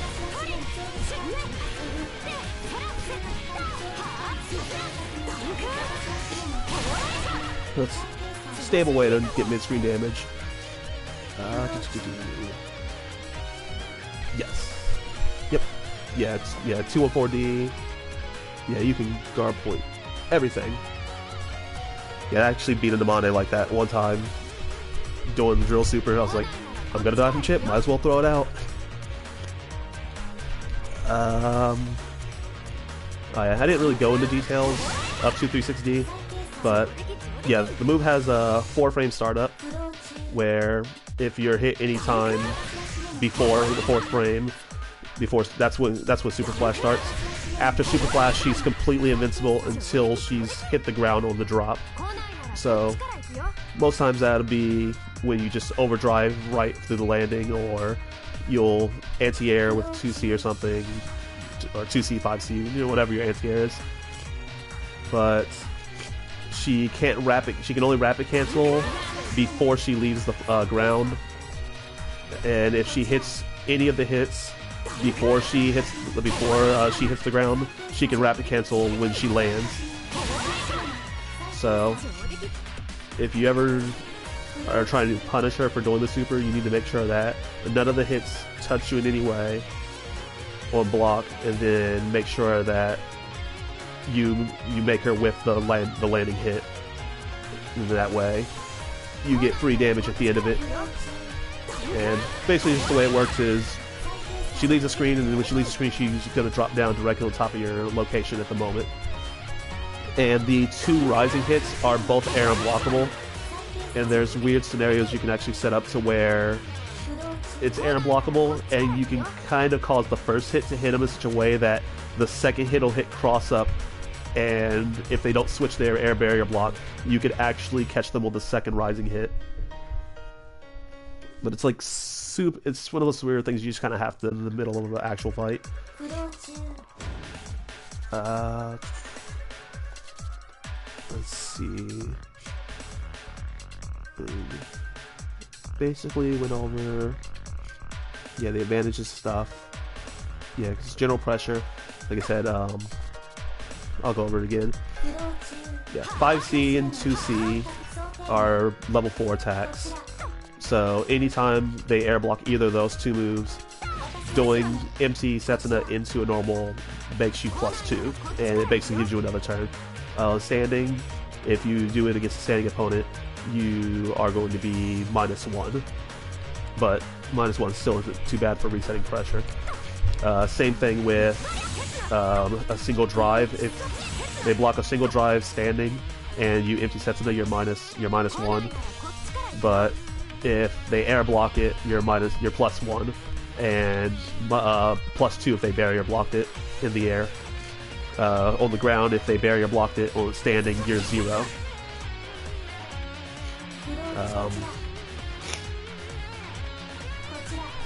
After that, yeah, it said dives on block are, it said you're like +3 on block, and A leaves you like +5, but the biggest issue is the pushback from blocking it is what'll kind of keep you from taking advantage of that frame advantage, to where it kind of works, but you might trade in some instances, but generally it's still your turn. Guard crush follow-ups are normal. Alright.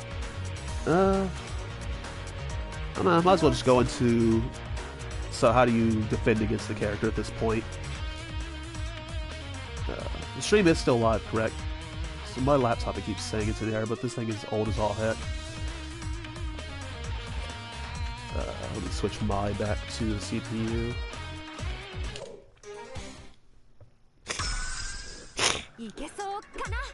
I mean, honestly, the biggest trick to defending Mai is don't barrier block. Not barrier blocking actually works more in your favor than it does in Mai's favor. Namely, let me set the block. So, Ahime Yuri is safe on block, but she's definitely, her turn's definitely over. She's like -3, I think. Generally, if you're spacing it to where you're going for a guard break, you're good, because on barrier block, you're basically -1. So, if you get a guard crush, you're +5. If you don't get a guard crush, you're -1. And you're spaced at pretty good spacing to where you can kind of react to what they do next. If they block it regularly, as long as you are about tipper range, you can't be punished.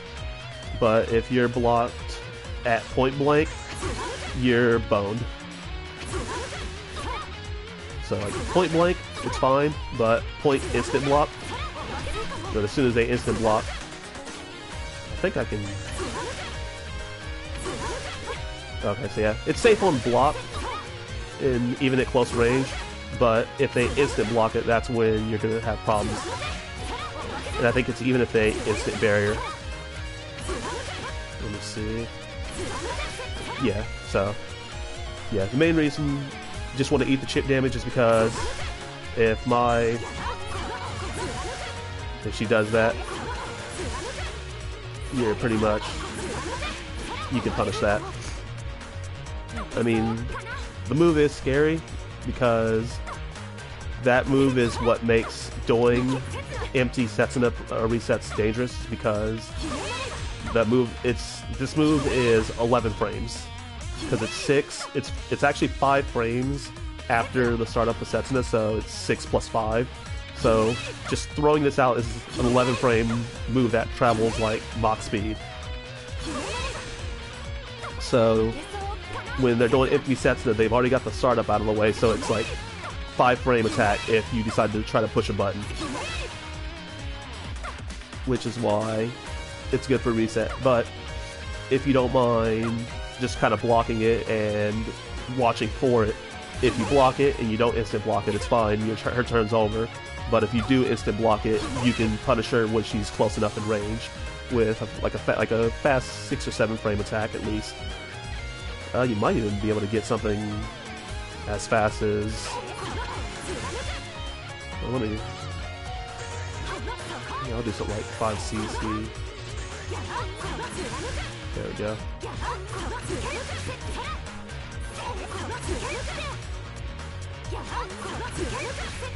Yeah, so...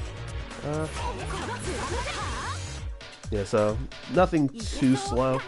So she's minus enough that you can hit with about a 6-7 frame attack easy as long as she's close enough when you block it. Which is why you don't want to barrier block her, because barrier blocking puts her into tipper range and you're actually helping to make her more safe. The other thing you can also do is overdrive. So whenever, being as she has to dial variable arts in advance, a really good way to counter Mai is a lot of players will block the first 2 hits of her variable arts, and then most times people are going to do the 3rd hit, and you overdrive basically the moment you see the startup of the 3rd attack. So if you do something like 5cc,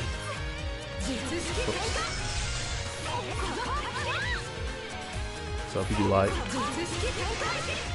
that's gonna miss, and there's nothing you can do about it. Or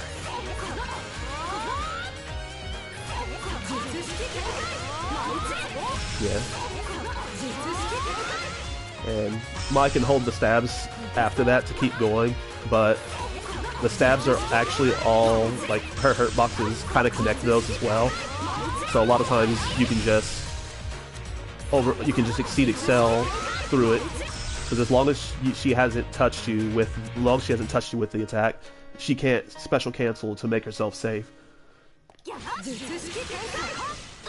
So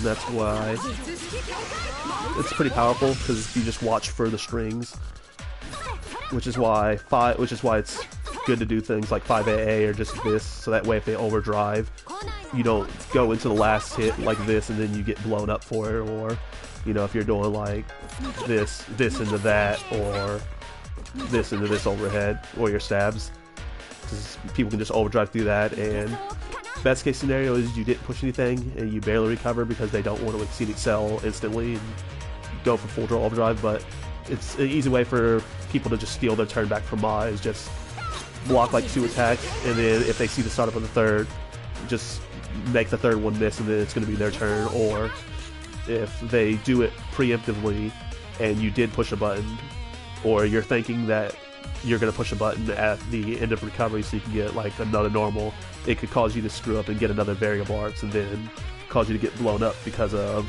the time stop. As far as blocking Suzuran, it's generally safe on block, with the C version being the most unsafe.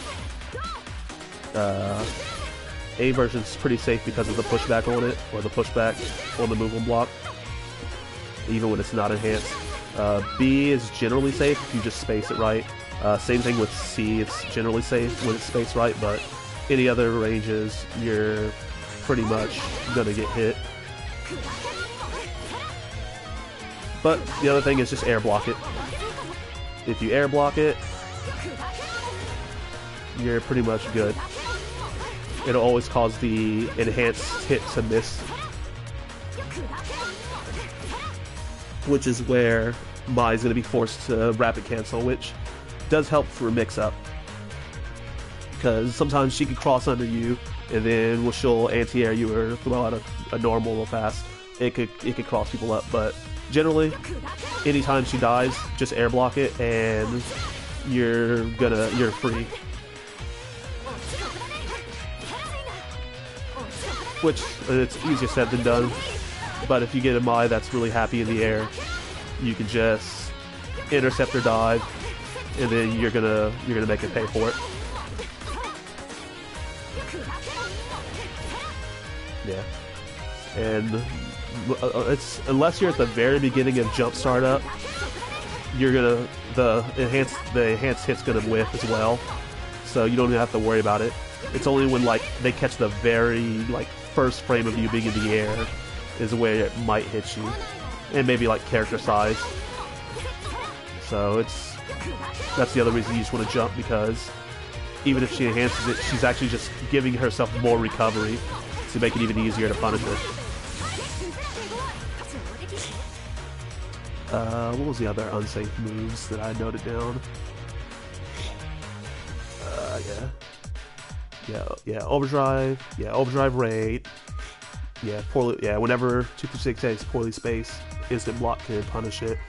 And then, let's say some characters like Kokonoe, Mai herself in the mirror, and Naoto, they can 2A into her 5A, so she can't really stagger pressure with 5A, because all you have to do is just, if they mash 2A, you can't use 5A anymore. Like even if you meaty 5A, let me see. Yeah, I'll just move her closer, but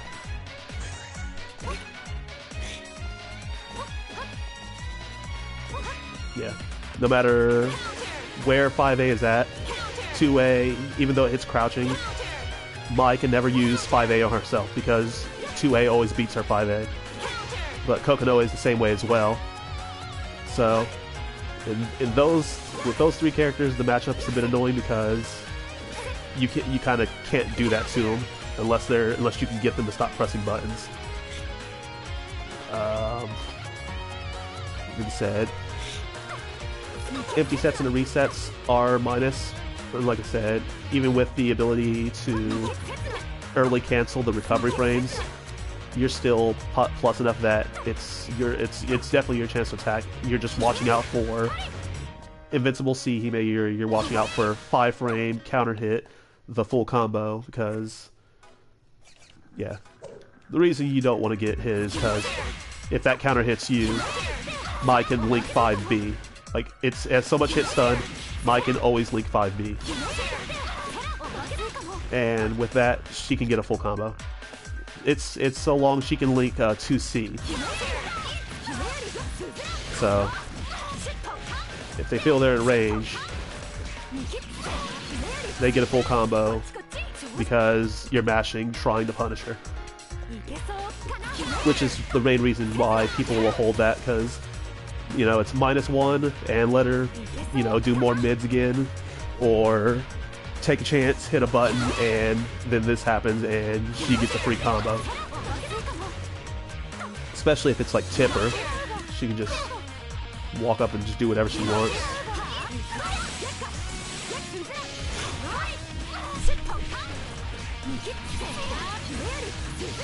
Stuff like that.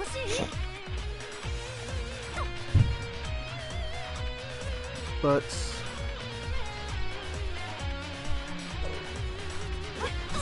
yeah, so when she does stance low and goes back in the stance, she's minus. If she lets the block string go, she's far enough away that she has enough time to start up her flip and get the 5 frame startup out of the way, so it's really hard to hit her with a button, even though it's your turn, because if you throw out a big button and she flips, then she can catch you with the whip punish. But if she does try to go for another low, you can jab her out of it.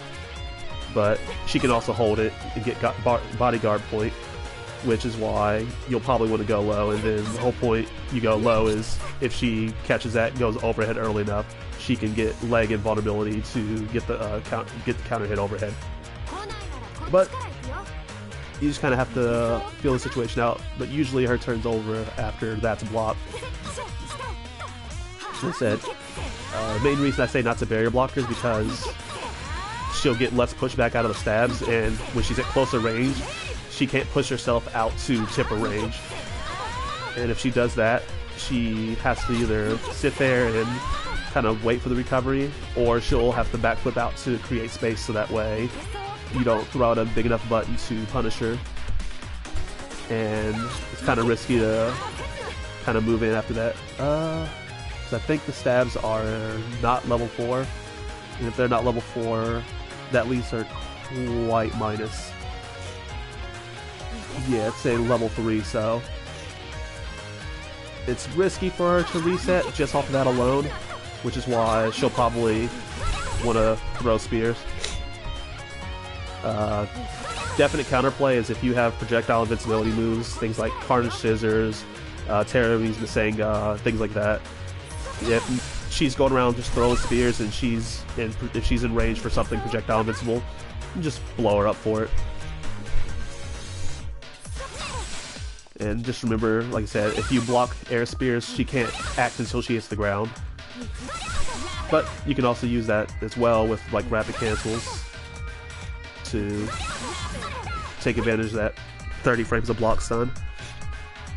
But generally, yeah, if she's throwing them in the air, she should be doing it at somewhat low altitude, so that way she can get to the ground and not get blown up for it. But usually, most characters with projectile invincibility can kind of catch her at those heights as well. What is the other thing I was going to say? I mean, her mix-up is generally weak because her lows are 2A, 2B, 2C, and stance low, and then projectile low.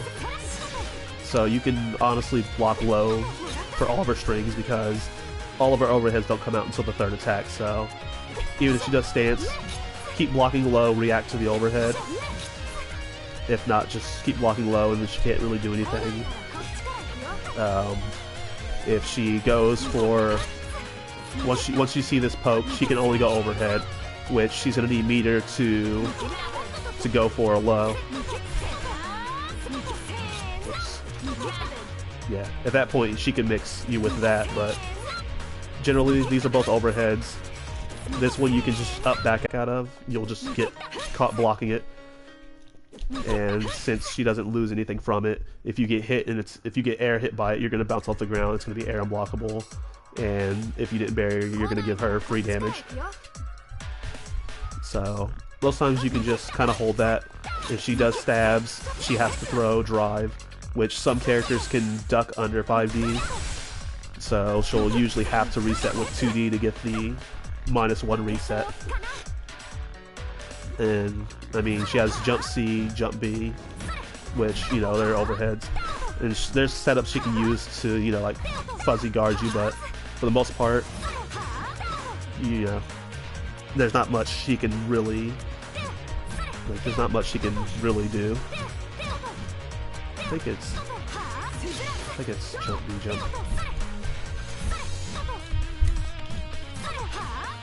Yeah, I think it's mid screen. I think it's certain heights. There's a couple of ways she can fuzzy people,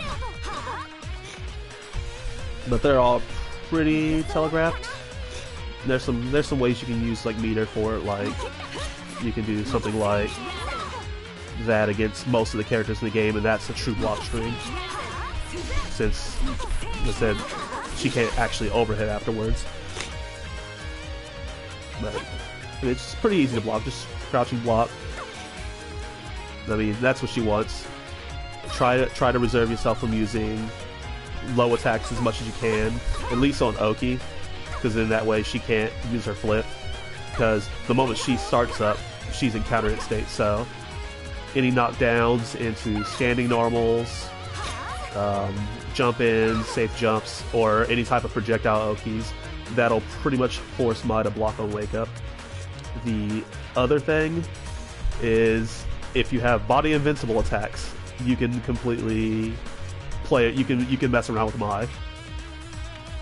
Where are you at? Azrael. I went past you already.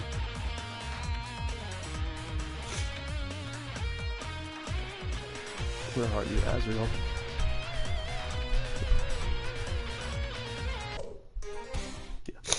Yeah. If you have body invincibility, you can just completely nullify all of my standing normals. Body invincibility, what's she gonna do?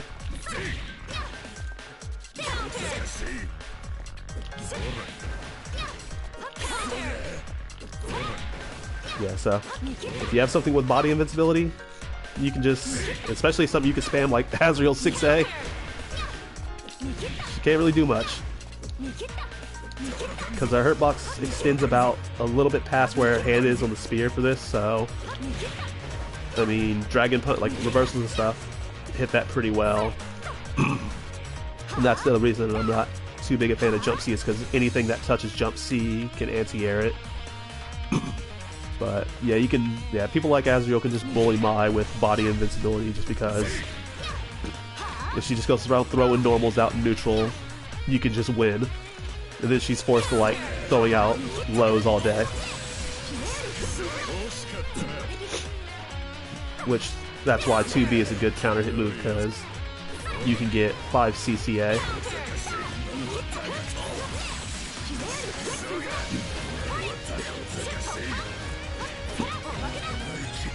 Basically a loose roll if you're trying to get the 5 CCA combo off on someone.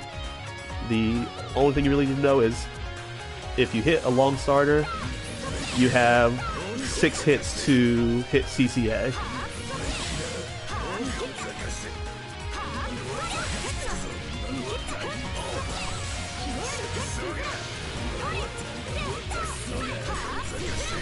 So if you hit Jump B, Jump C, 2C, 5Cs, basically everything except like 5A, 2A, and like throws and stuff, just your normal buttons, any of those hit, you can CCA them up by the 6 hit.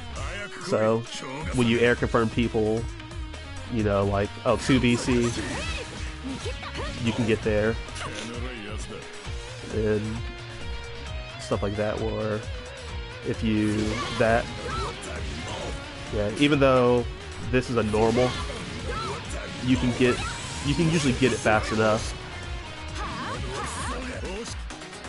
This is why counter hit Jump C is good as well, just because the forward plan on it, because you can definitely make it there by hit 6. But Jump B, yeah, you have all the time in the world to kind of do whatever. Yeah, like Jump B, you can literally Jump B into Jump Drive, or you can just kind of Jump B, just stuff like that.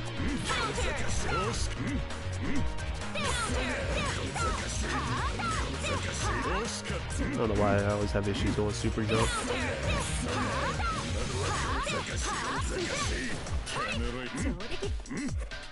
But yeah, pretty much those. Like I said, when Mai goes for safe jump off of this, forward rolls and quick stands beat this. So anytime Mai does air, basically jumping 2 and 4A, it's fake. So you never have to respect it. Yeah, because you can just quick stand anti-air, or do that, which at that point you're trying to. That's why most times afterwards it's best to do 2A for the Oki. And that way you'll catch rolls. Same thing.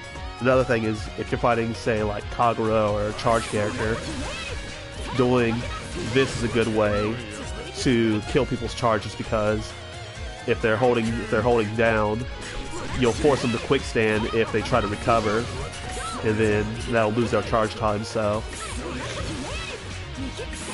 yeah, if you're fighting like Kagura, that's a good way to mess up his flash kick, is to basically just end your combos with this, because then he has to neutral tech, and most likely he's going to lose his flash kick charge.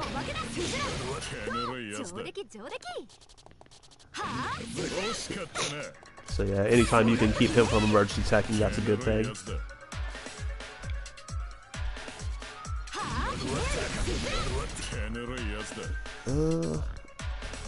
I don't think there's too much else.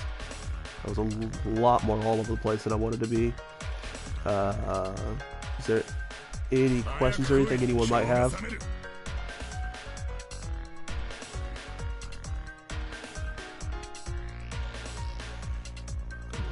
Hoping the stream didn't crash or anything. The quarter loops.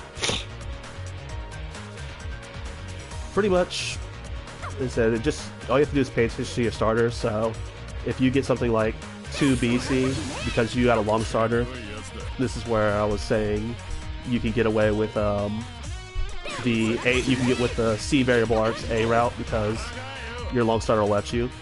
So if you hit something like 2 BC, do this, and then just basic. But the general corner loops would just be you hit confirm, and then you pick up, and then 5A C, 5A C again. Just kind of depends. Pretty much if you want to get the link with 5BB multiple times, it's basically height based.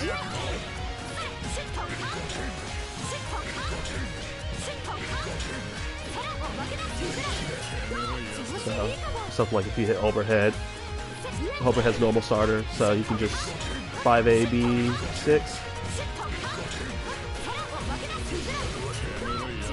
Pretty easy with hit stop.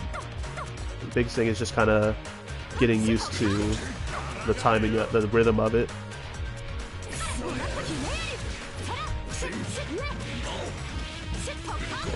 I like doing stance overhead in the corner just because of the ground bounce it gives you.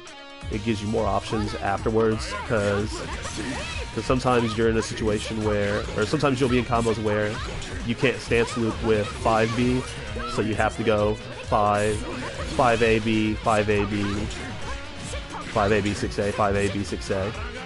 But if you can get enough height, you can go 5BB 6A. So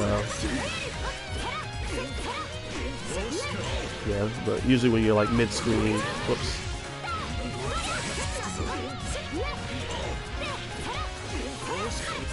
You can usually do reps. You can just do reps of 5AA in the air. Think of like Labras, where you just go 5AA, 5AA.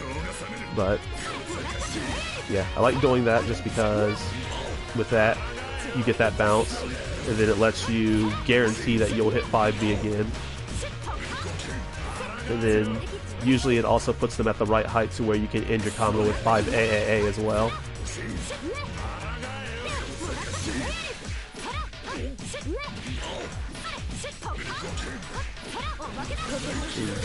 The main reason I want 5AAA is because it guarantees I get enough time to get that little bit of charge time to get this to be level 2. But in other words, you just do basic combo. So you hit confirm in the corner, and then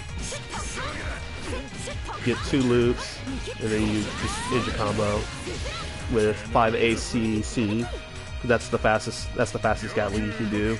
And some characters, depending on their height, you can't always get away with 5AA. Overdrive air canceling air combos. I did it earlier, but pretty much my general conversion is the same thing all the time. It's Air combo, it's air confirm and jump B, C, and on my double jump, I do jump C overdrive, so it'll just be air combo, jump C overdrive, jump C again. So jump C OD, jump C, C dive. Just something really simple and basic. Once you kind of get used to more optimal stuff, you can really optimize it. But yeah, just anytime I do like an air conversion, it'll just be, unless you like high jump, you can jump C again, but I usually just jump C solo just to make sure that they don't go too high above me and cause me to miss. Whoops.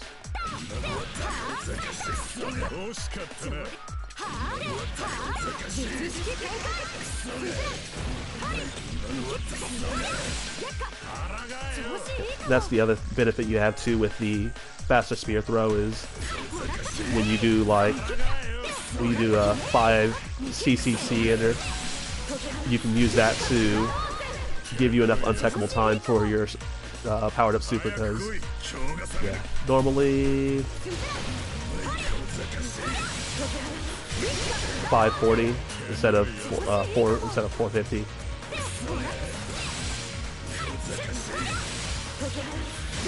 You get 720 out of it.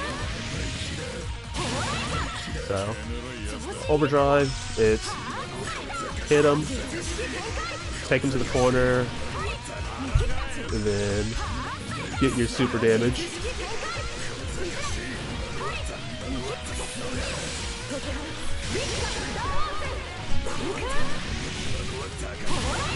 Easy 5Ks. But, I mean, you have to kind of play around with it based on where your health is at. So like full health, you might only have enough to just do something real simple.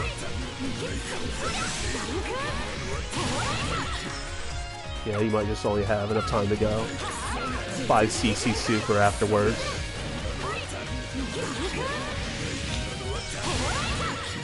And then you can do that for like anything.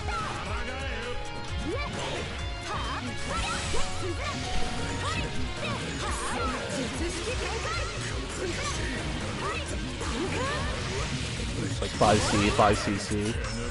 Nothing elaborate, crazy. Like I said, if you're standing, you can just do something simple like 2B in the super. You can do stabs. I didn't actually need to not do it.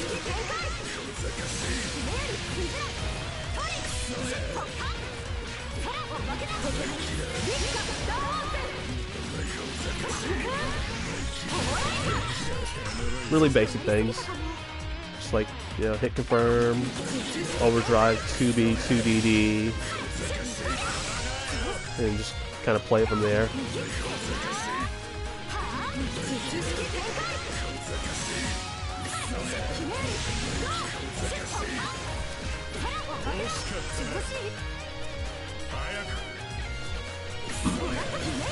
Another thing you can do too at the end of a quarter combo is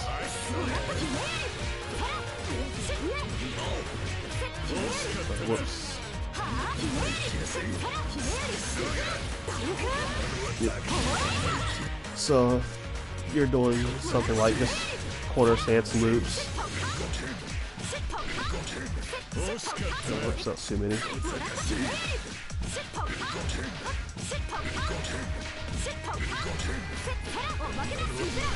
Yeah, something like that, but whoa, that was weird sound. But sometimes I like to end my combos with 5AA. Well, do it.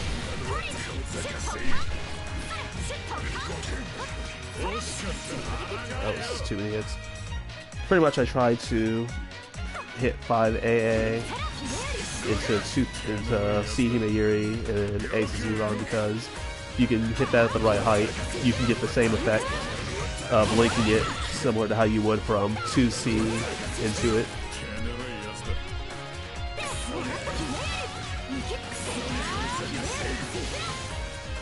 The other overdrive, there's another overdrive air cancel I do. That's usually anytime I hit drive. So if I do something like drive, I'll do another drive. So usually, just anytime I do something like that, which is the main reason I usually do spear throw into spear throw, because I still have that last flip left.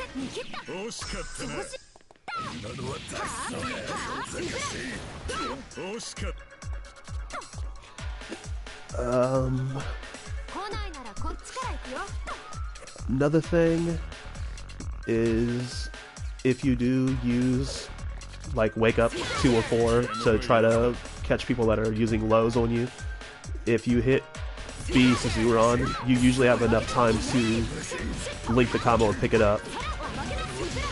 You might have to micro dash it, but yeah, usually if you're both standing and you can hit that, you should go for the 2A link every time.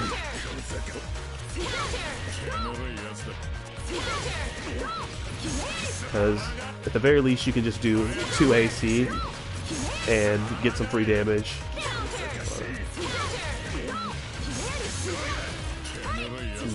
They get hit, but if you can get it, you can also turn it into like a full combo as well.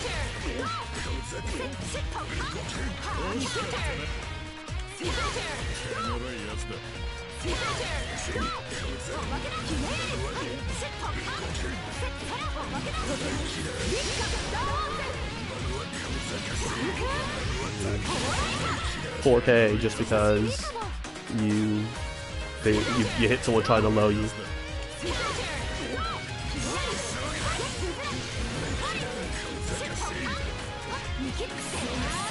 Which, that's the other reason why I like the rapid cancel I was talking about when you hit 236, when you hit C and Yuri.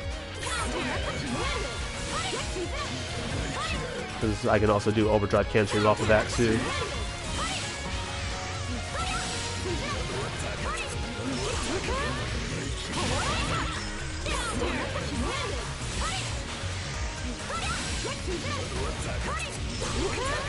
We'll have to level that one too.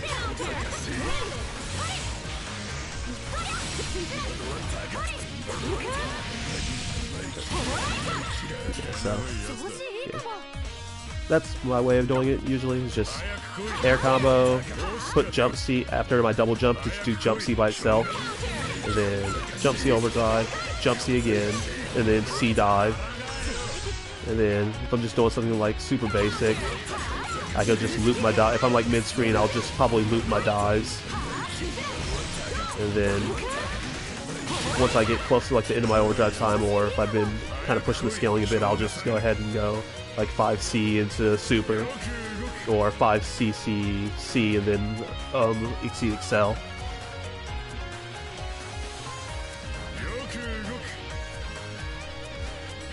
But after that, another thing you can do is when you're in overdrive, remember that your spears push them in the direction that the spear comes from. So you throw it, it pushes them back, but when you redirect it, it pulls them towards you. So you can do things like pulling people out of a corner and things like that. Or in overdrive, and leaves just enough gap that they have to actually block switch.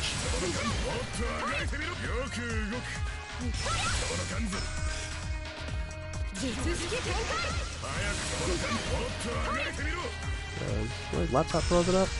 I think it is.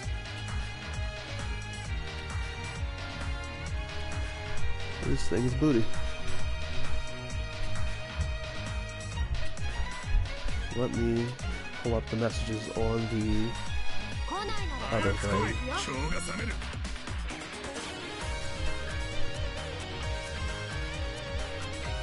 Alright. Pop where's the chat at? See, this laptop just froze on me. This thing is like 12 years old.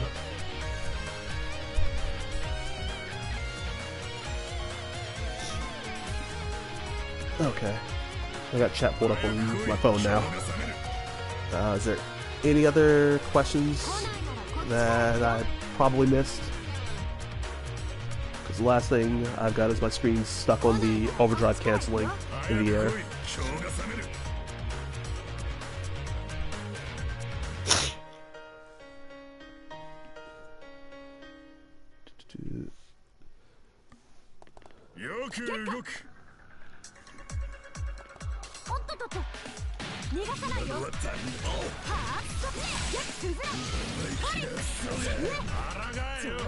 Okay.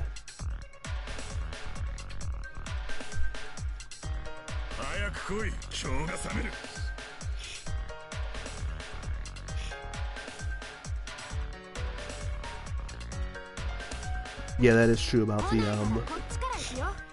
yeah. I actually don't remember most of the charged gear or the charged spear resets. The only one that I can really think of would be using a crush trigger to set it up.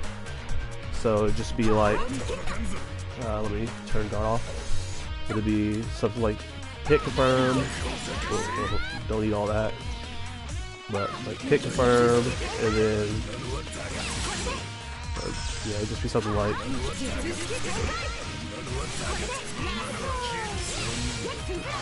That would be one reset, because by the time they recover from stagger, they either have to take the unblockable hit by itself, or right when they recover, they might have maybe one frame to actually buffer an input after the forced block period of the recovery.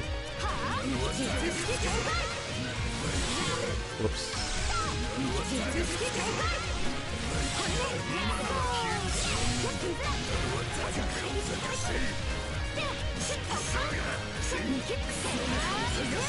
And depending on how much overdrive time you have, you can kind of play around with that. Yeah, most of the resets, most of the time when you'll set up charge spear resets, you kind of have to hope when your opponent kind of trying to recover at the earliest possible point, so that way they'll wake up into the spear.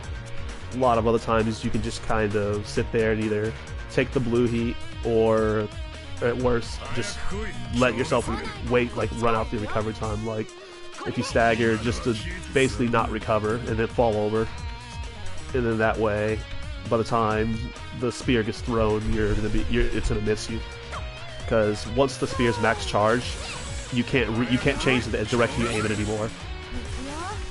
BB tag, you can do that, but yeah, once it's max charge, you're stuck in the direction you aimed it, and there's a specific amount of frames that she has to go through after max charge before she actually lets go of the spear. So there's always just a certain amount of time max charge takes, and a lot of the resets are pretty gimmicky to where it might just take a delay recover once you see that she's charging the spear. But they do work, because there's just times where they're just worried about not taking any unnecessary hits and getting reset. This is kind of the same thing, the same principle, where if you hit someone in the crush trigger, if they recover at the earliest possible time, you can hit a charge crush trigger at the moment that they're forced to block while staggered recovering, versus if they just take the hit and then they have to eat, the follow-up combo afterwards. Even if they don't recover, you can just do something like 5 CCC and then hit it with 236B, get a hard knockdown, corner combo still, and all that. Yeah, there's also like resets like how Runos was talking about, where if someone's like lost all their air options, you can go for something like a purple air grab, and if they break it at the right heights, if they can't do something that controls their movement in the air, like a special attack, they can fall, and you can just be charging max charge spear, so that right when they land, they have to just eat the unblockable. So something like, if they have a long-reaching DP or something. But also in that case, you could just dive and flip out of the way too, or throw the spear early so that way they don't catch you. But yeah, as far as air throws, I'll just record it. Air throw's pretty simple, just enhance dive, cut and dry, do like stance loop.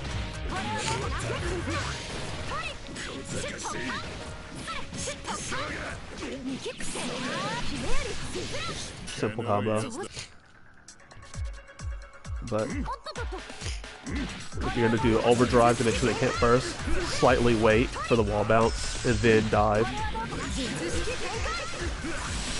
Or do like jump drive.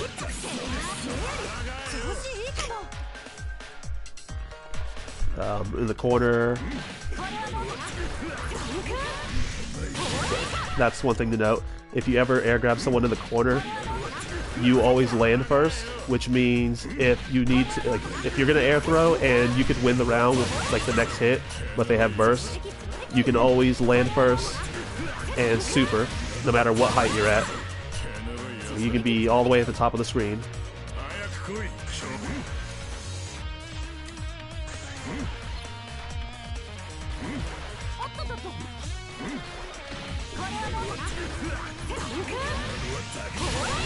So always keep that in mind if there's a point where you air grab someone in the corner and you can win the round off that and you don't have overdrive and you don't want them to burst. That's always an option available to you. Same thing mid-screen. You just land, and when they come back to you on the wall bounce, you can go ahead and super. That way. Yeah. Plus, you can also use that to burst bait as well, because then you can rapid cancel and then overdrive. And then that way, you can force them to use their burst and eat the bait, or just take it from there. Throw. Yeah. I think you can drive cancel afterwards. Yeah, so you should be able to drive cancel out of that if you want to.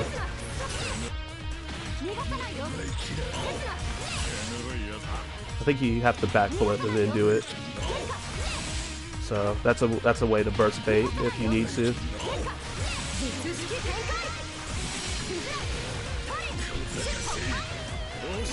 Or if you need to hit confirm one more hit before you turn overdrive on. Otherwise, most times it's just going to be throw and overdrive. But if you're in those situations where you can't, just know after air throw, land and super. And if you're in the corner, air throw, land and super.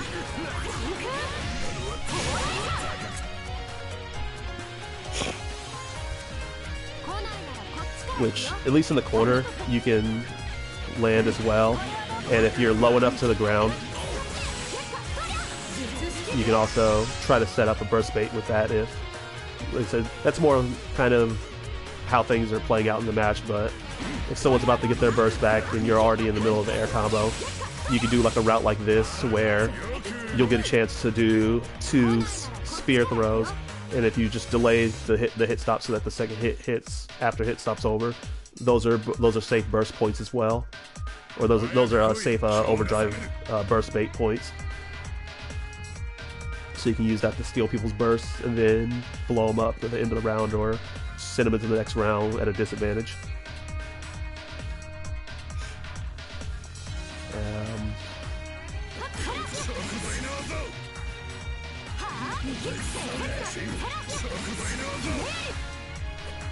Let's say, yeah, good use for the stance projectiles is if you hit confirm, especially like in a crouch confirm, you know, you can do something where right when they recover from block stun, or right when they recover from hit stun, they immediately have to block that low before they can actually stand up and and attack.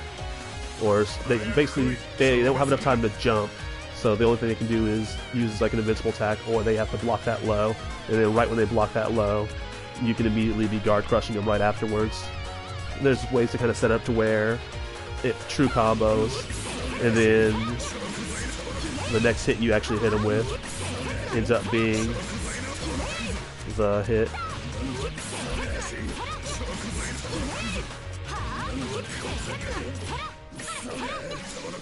Yeah, stuff like that. Oh, whoops.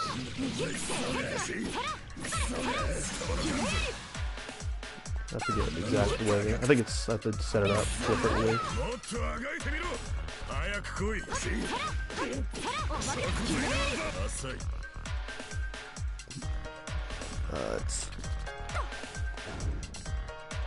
Yeah, the big thing is, another little thing is when you, whenever you hit tipper, it actually negates the pushback when it hits their block. So, or it negates the pushback because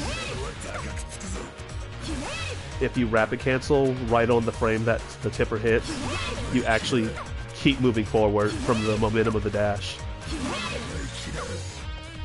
Like that's how you keep so much momentum that your gekkas are already flipping forward. Or you can literally you have running jump momentum. If this looks familiar from BB Tag, it's because it's the same concept in action. Is you're actually you're actually getting running jump from your momentum from the rapid cancel. But you can also use it to your advantage. So if you were planning the rapid cancel regardless of whether or not you broke their guard, you can use that to negate the pushback of barrier and force them to block the 5C afterwards. So normally you get pushed back that far, and you can't really get back in, which makes it hard to catch them because you'll whip the next attack. But you can literally do that, and then you can actually reach them. But yeah, since, like I said, on a guard break, you're +5, so at the very least you can throw a meaty out pretty safely. You just might have to watch out for people mashing reversal, but they won't have enough time for jump startup in most cases, unless they use like proximity guarding or something.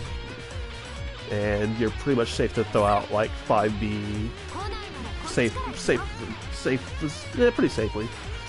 If not, if you get 5B, you can, like I said, you can basically, or if you get B Hime Yuri, you're free to just do a full combo. Main reason, or the main combo you basically want to do is if you can guard break someone in the corner, the general combo to do is one of the optimal 5C combos, so single 5C, B Hime Yuri. Oops. Because then you can do 5CCA.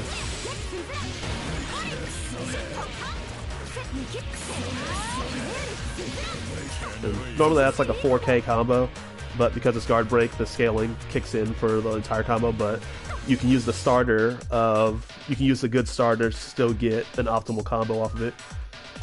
And basically if you get a B guard break, you can do the same thing but without the meter.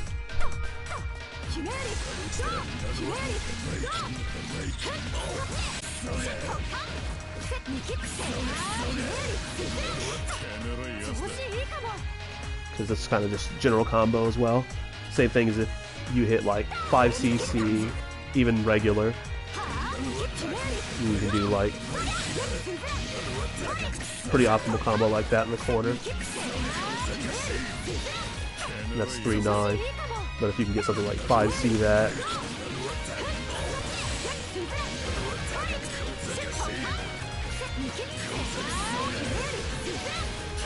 yes, that's like 4K there. 4-1 depending on how many other stabs and stuff you can get. Or if you do, I think you just do 2 stances.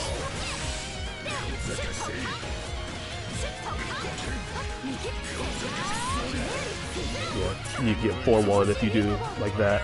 So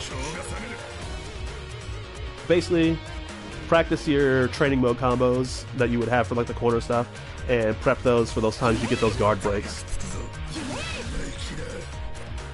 Another thing for pressure you can do is when you have people in the corner is crush trigger, combos in the throw, pretty normal. Crush trigger also, combos in the 5A, 2A. So with the fact that the projectile special cancel, hit, or whiff, you can throw that out at any point. And if you've got a bit of spacing between you and them, you can go for a charge crush trigger, because it'll move you a bit forward, and then that way you can use that to mix people up if they're not pushing buttons.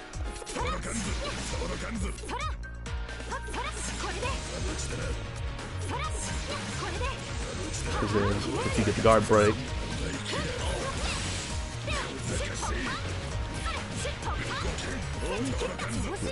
you're still getting the 4K combo even if the scaling's kicked in.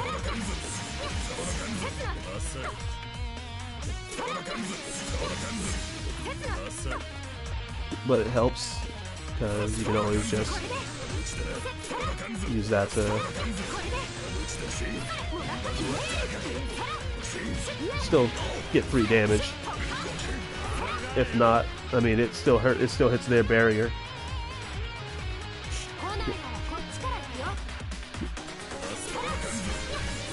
Yeah, because since you can block most of my block strings just by crouching, since the overheads always come 3 attacks in, or when she's doing jump ins, most people are usually crouching already, so you just kind of throw a couple lows out to make sure that they don't try anything immediately.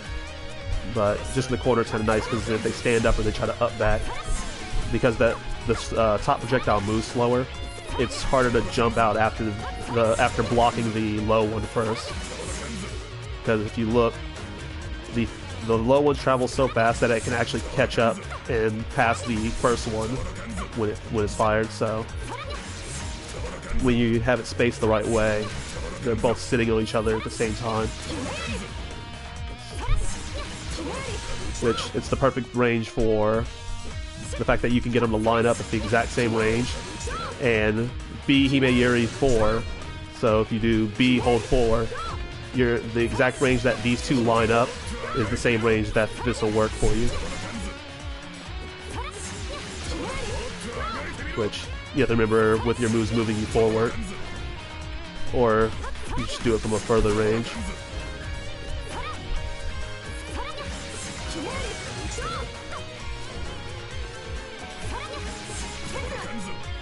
Gotta remember to push it afterwards.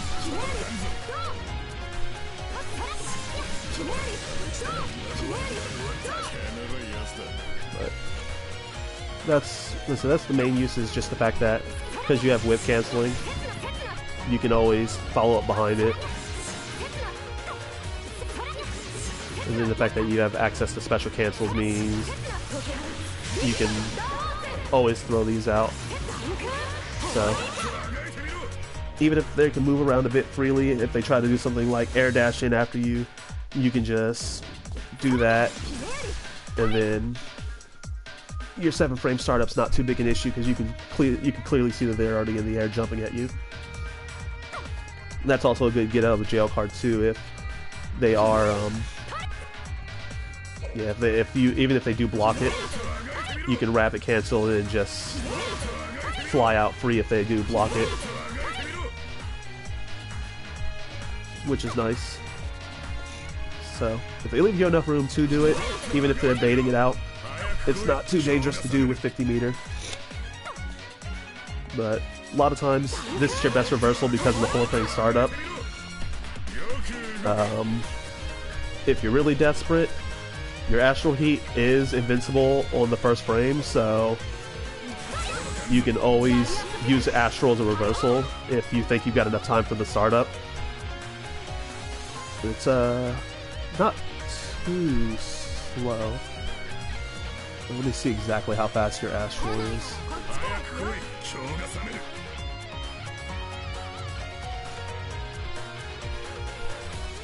It is... This is 7 plus 8. So startup, and then I'm assuming 8 actually after the startup. So it's decently quick. It's just the fact that it's invincible in the first frame, since your fastest reversal is this at 4-frame startup, which will blow people up a lot of times too, since it is an anti-air. It works as a really good anti-air over 2C because you're basically a standing character the entire startup up until the 10th frame, so it's a bad last-minute anti-air. Where's S at? This is like, but see, 2C is good if you throw it out in advance, like you're knowing the anti-air, but it makes a really poor, like kind of reactionary anti-air.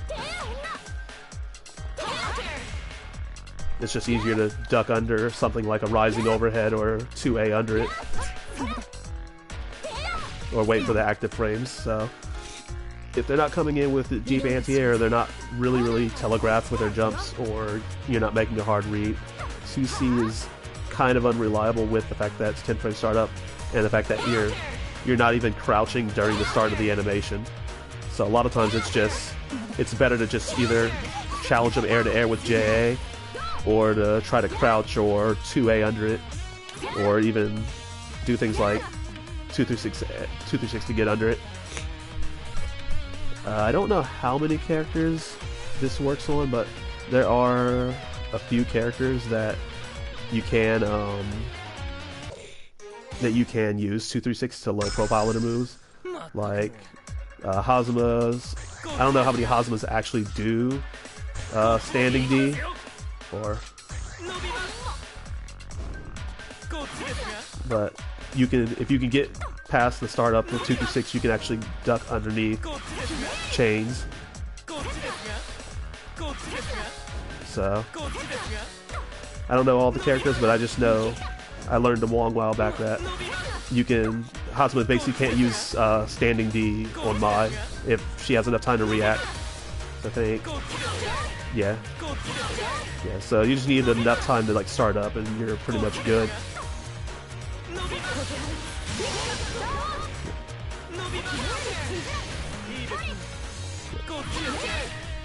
Yeah, then once you get past it, so I know that once he gets like a certain range, he can't actually pull it, retract it back, but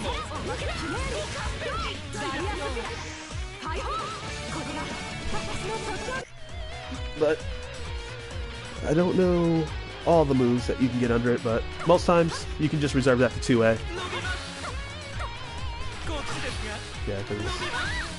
Yeah, cause see, 2A ducks pretty low, but it can still get hit by that, but 2A can low profile it. And the same thing with Setsuna. So it's like 2A is a really good button. You'll do a lot of dodging things with it, and you can also use its hitbox to bait out DPs as well. Like Jin's probably the easiest one to show you with, but you can space yourself to where Jin can't hit his DP. So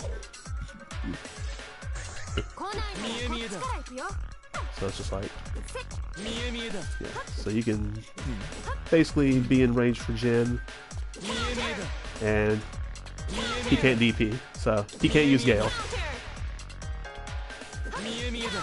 because you can meaty with it, and he has to take it. Fubuki, or whoops. Don't think you can 2A under that. Nope. And Ragnar's is similar, but one type of Oki you can do is when you end with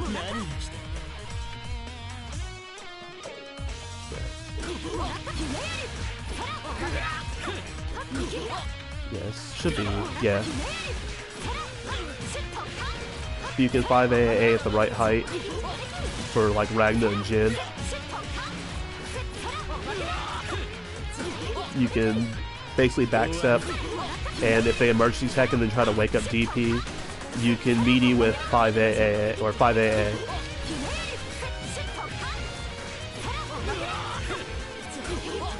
I think it works best for Jin, or not Jin, but Ragna.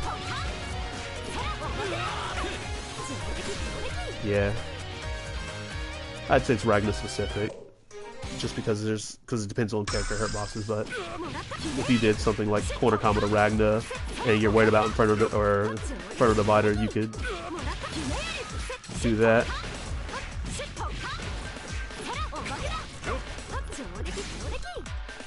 How exactly did I do that?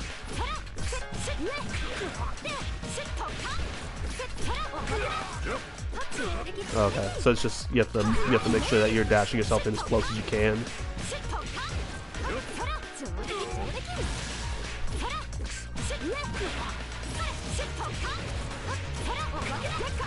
Whoops.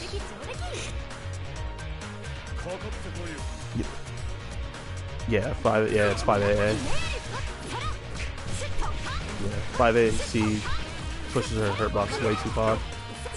Yeah, so.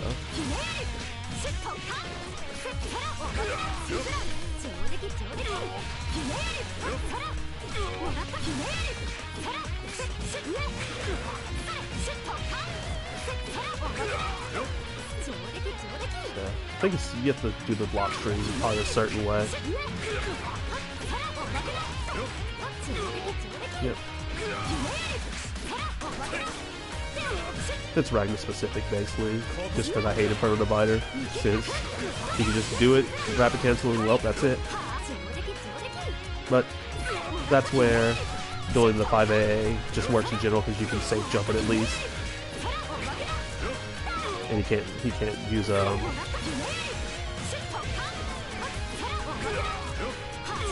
he can't use quick stand or forward roll to get out of it. That's just about every character. But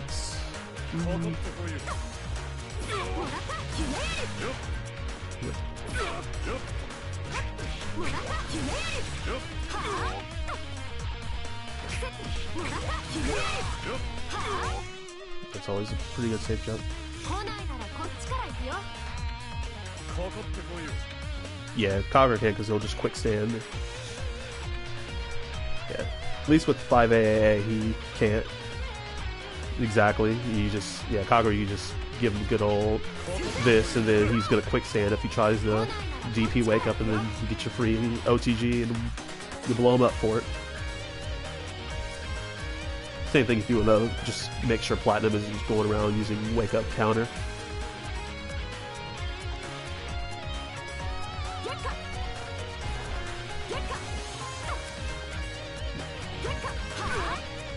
Yeah, that's about it. Yeah, another thing you can do with Overdrive, which is still risky, but it is something you can do, is another thing you can do when playing around with the fact that the spear is pulling you around. You can use that. Just basically delay your dives to make sure that they still have to actually block.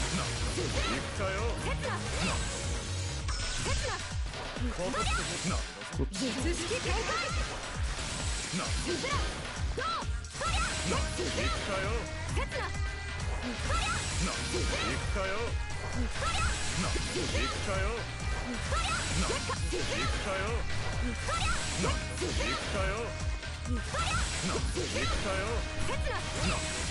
Especially just because you have to get above them, but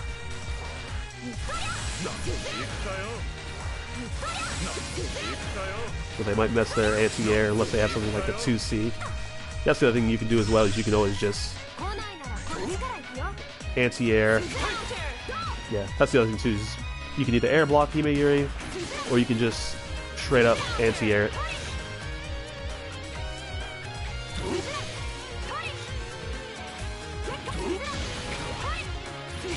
Unless you're someone with a slow anti-air like Mai, where she can't use, 10 frame startup to beat that.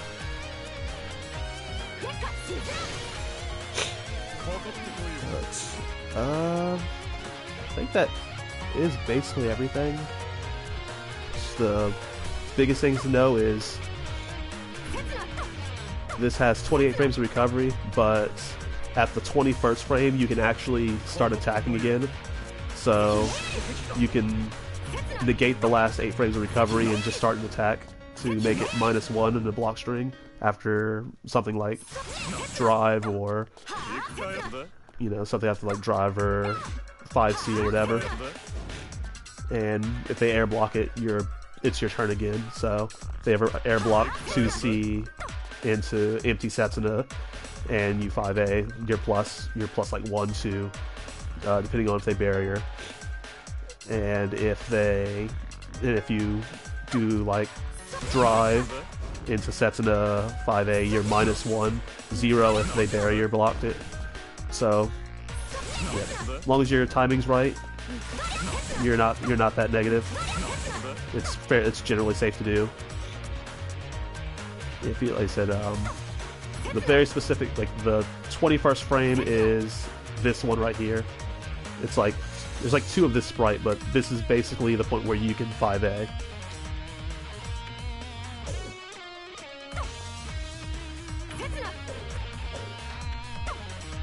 Did that actually work? Holding 5A before I let go of pause?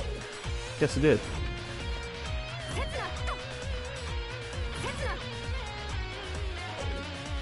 Yeah, so.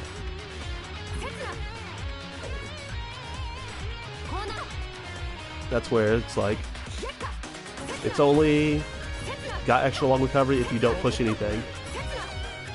But you can basically negate the last 8 frames of recovery by using an attack.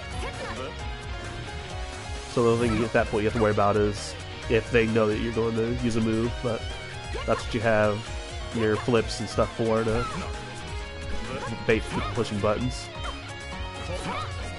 And just remember, this is like +1, so this is generally safe to throw out. Yeah, that's another thing that also beats Mice too, is kind of like watching it. Like if she's trying to poke from distance, if she's already committed to the poking, you're in the air, you can always like air dash over her since she has a pretty horizontal range, which makes it easy to just kind of jump over her moves. So it's like, you know, you really can't. Okay, so if she doesn't catch you jumping fast enough during startup, then you know she's completely off guard.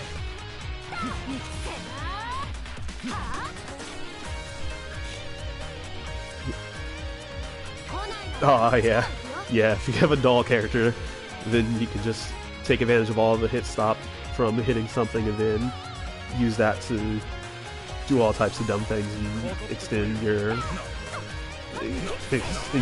animations or your active frames.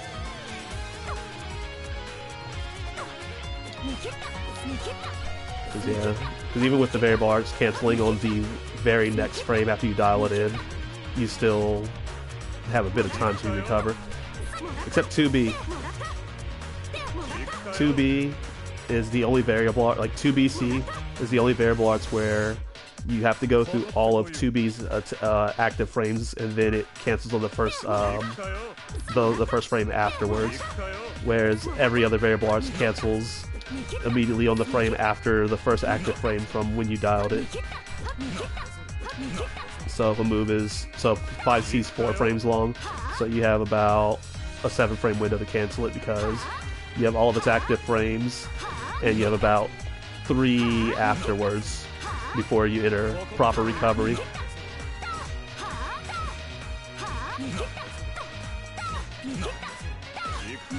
Which is why it's easier to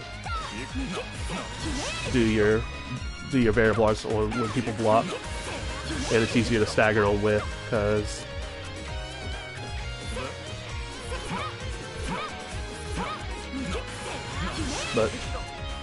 because of the way it cancels, you can take the dust loop info on the variable arts and literally just add them into your buttons, and you'll have correct math on it. But just know that the math on Hime Yuri A and B is off by 1. It's 6 frame startup, 5 frames, 6 frame startup on 236, and then as long as you did it frame perfect, A Hime Yuri is 5 frames.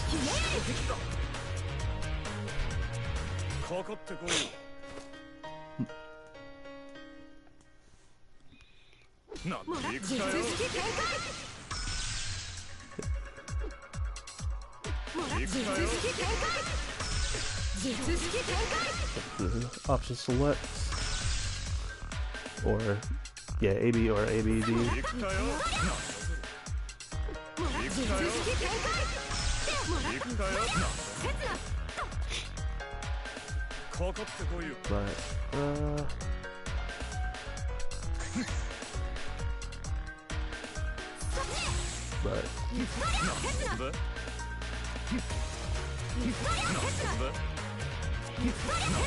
But yeah, something like that. You're like +1 plus, or you're like +1, and then because you have to barrier block something like this, you're +2 after that.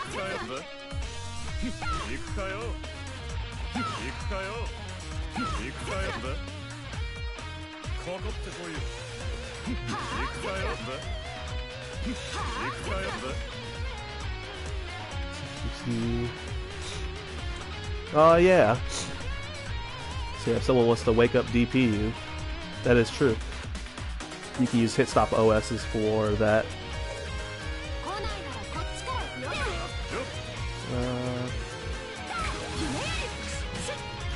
Yeah, just do that. And basically you can use jump C.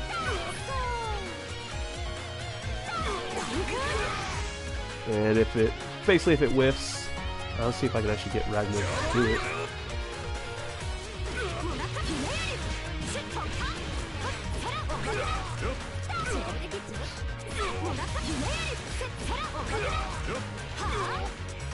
I probably need to record my doing it.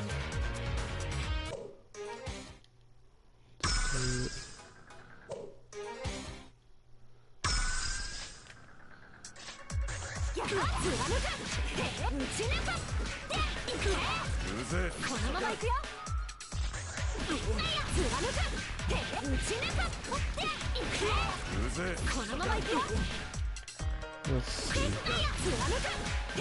It should work. Probably not on Ragnar. Let's see.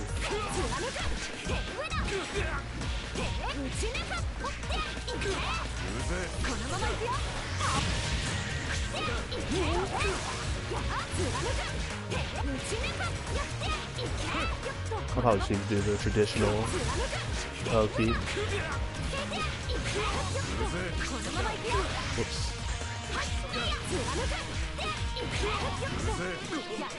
Whoops. Oh well.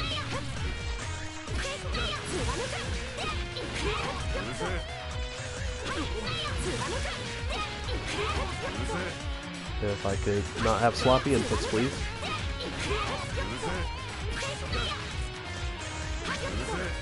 I don't know why my inputs are so crap.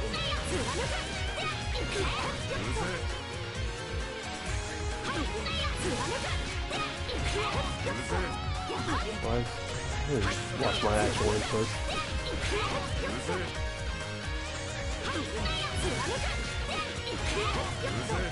I don't know why I'm so inconsistent at that right now.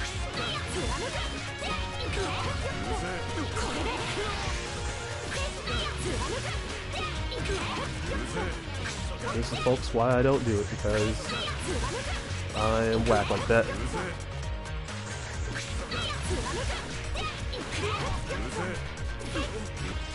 I must be messing my input up on the second one. I'm pretty sure I still messed up the actual follow-up, but it should. Gave it a block, but...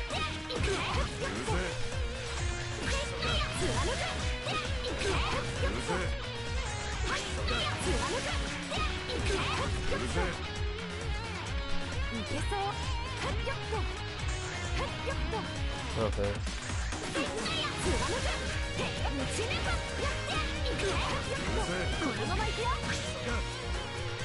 Should be it.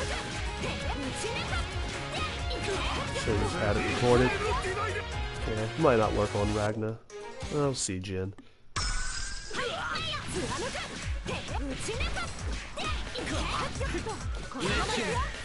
I just mistimed the option select. But generally, if they wake up with something invincible, you should.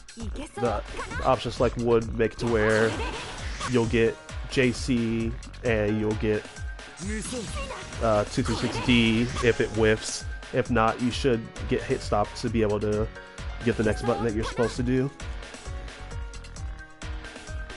I don't think there's much else after that outside of really like specifics things, which they said easiest ways to counter Mai is if you don't barrier block, it forces her to have to create space without you having to create space for her.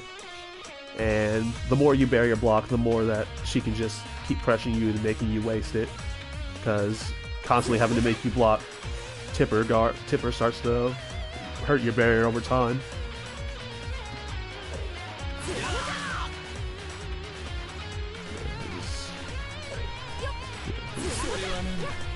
Yeah, you know, if you're constantly pushing her out, I just set barrier to probably infinite.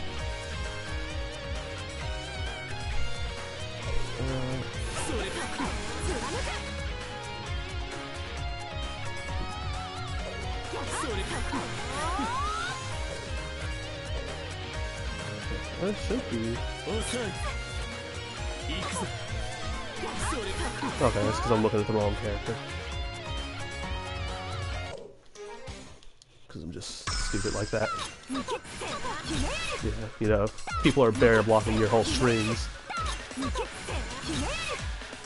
it's gonna chip away at it. Okay, I turned off block switching. But, you know, you get stuff like that.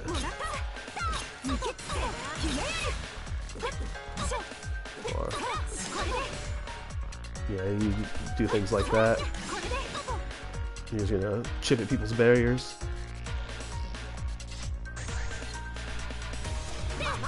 Or, you know, you do things like stagger recovery.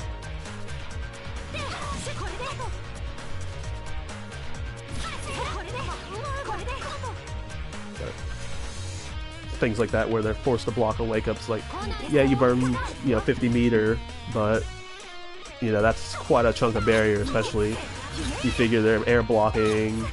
If they're using barrier a lot on the ground, it's gonna cause them to run out real fast. And at that point, you can go ahead and pop overdrive, use unblockable spears, because then they can't block them at that point. And they can't air block either, so you can put them in real bad spots, because, you know, if you get them to air block and then you're in overdrive and this happens, you can come in and true block string air unblockables after that. But I think that pretty much covers everything. Went on for way longer than I wanted to. I'll definitely have to kind of take pieces of this and cut it up into something smaller, but I'll still have this whole thing uploaded to YouTube as is. But I'm gonna go ahead and call it a night, export this over, and then I will get all the important bits and mesh them together, or I'll probably use it and just make a semi-formal video through sharefactory, since I don't have a good enough computer to do something more higher budget. But thanks for guys chilling with me, and I gotta go to the bathroom as well, so I will catch you later, and I'll be in the Discord as always. Peace.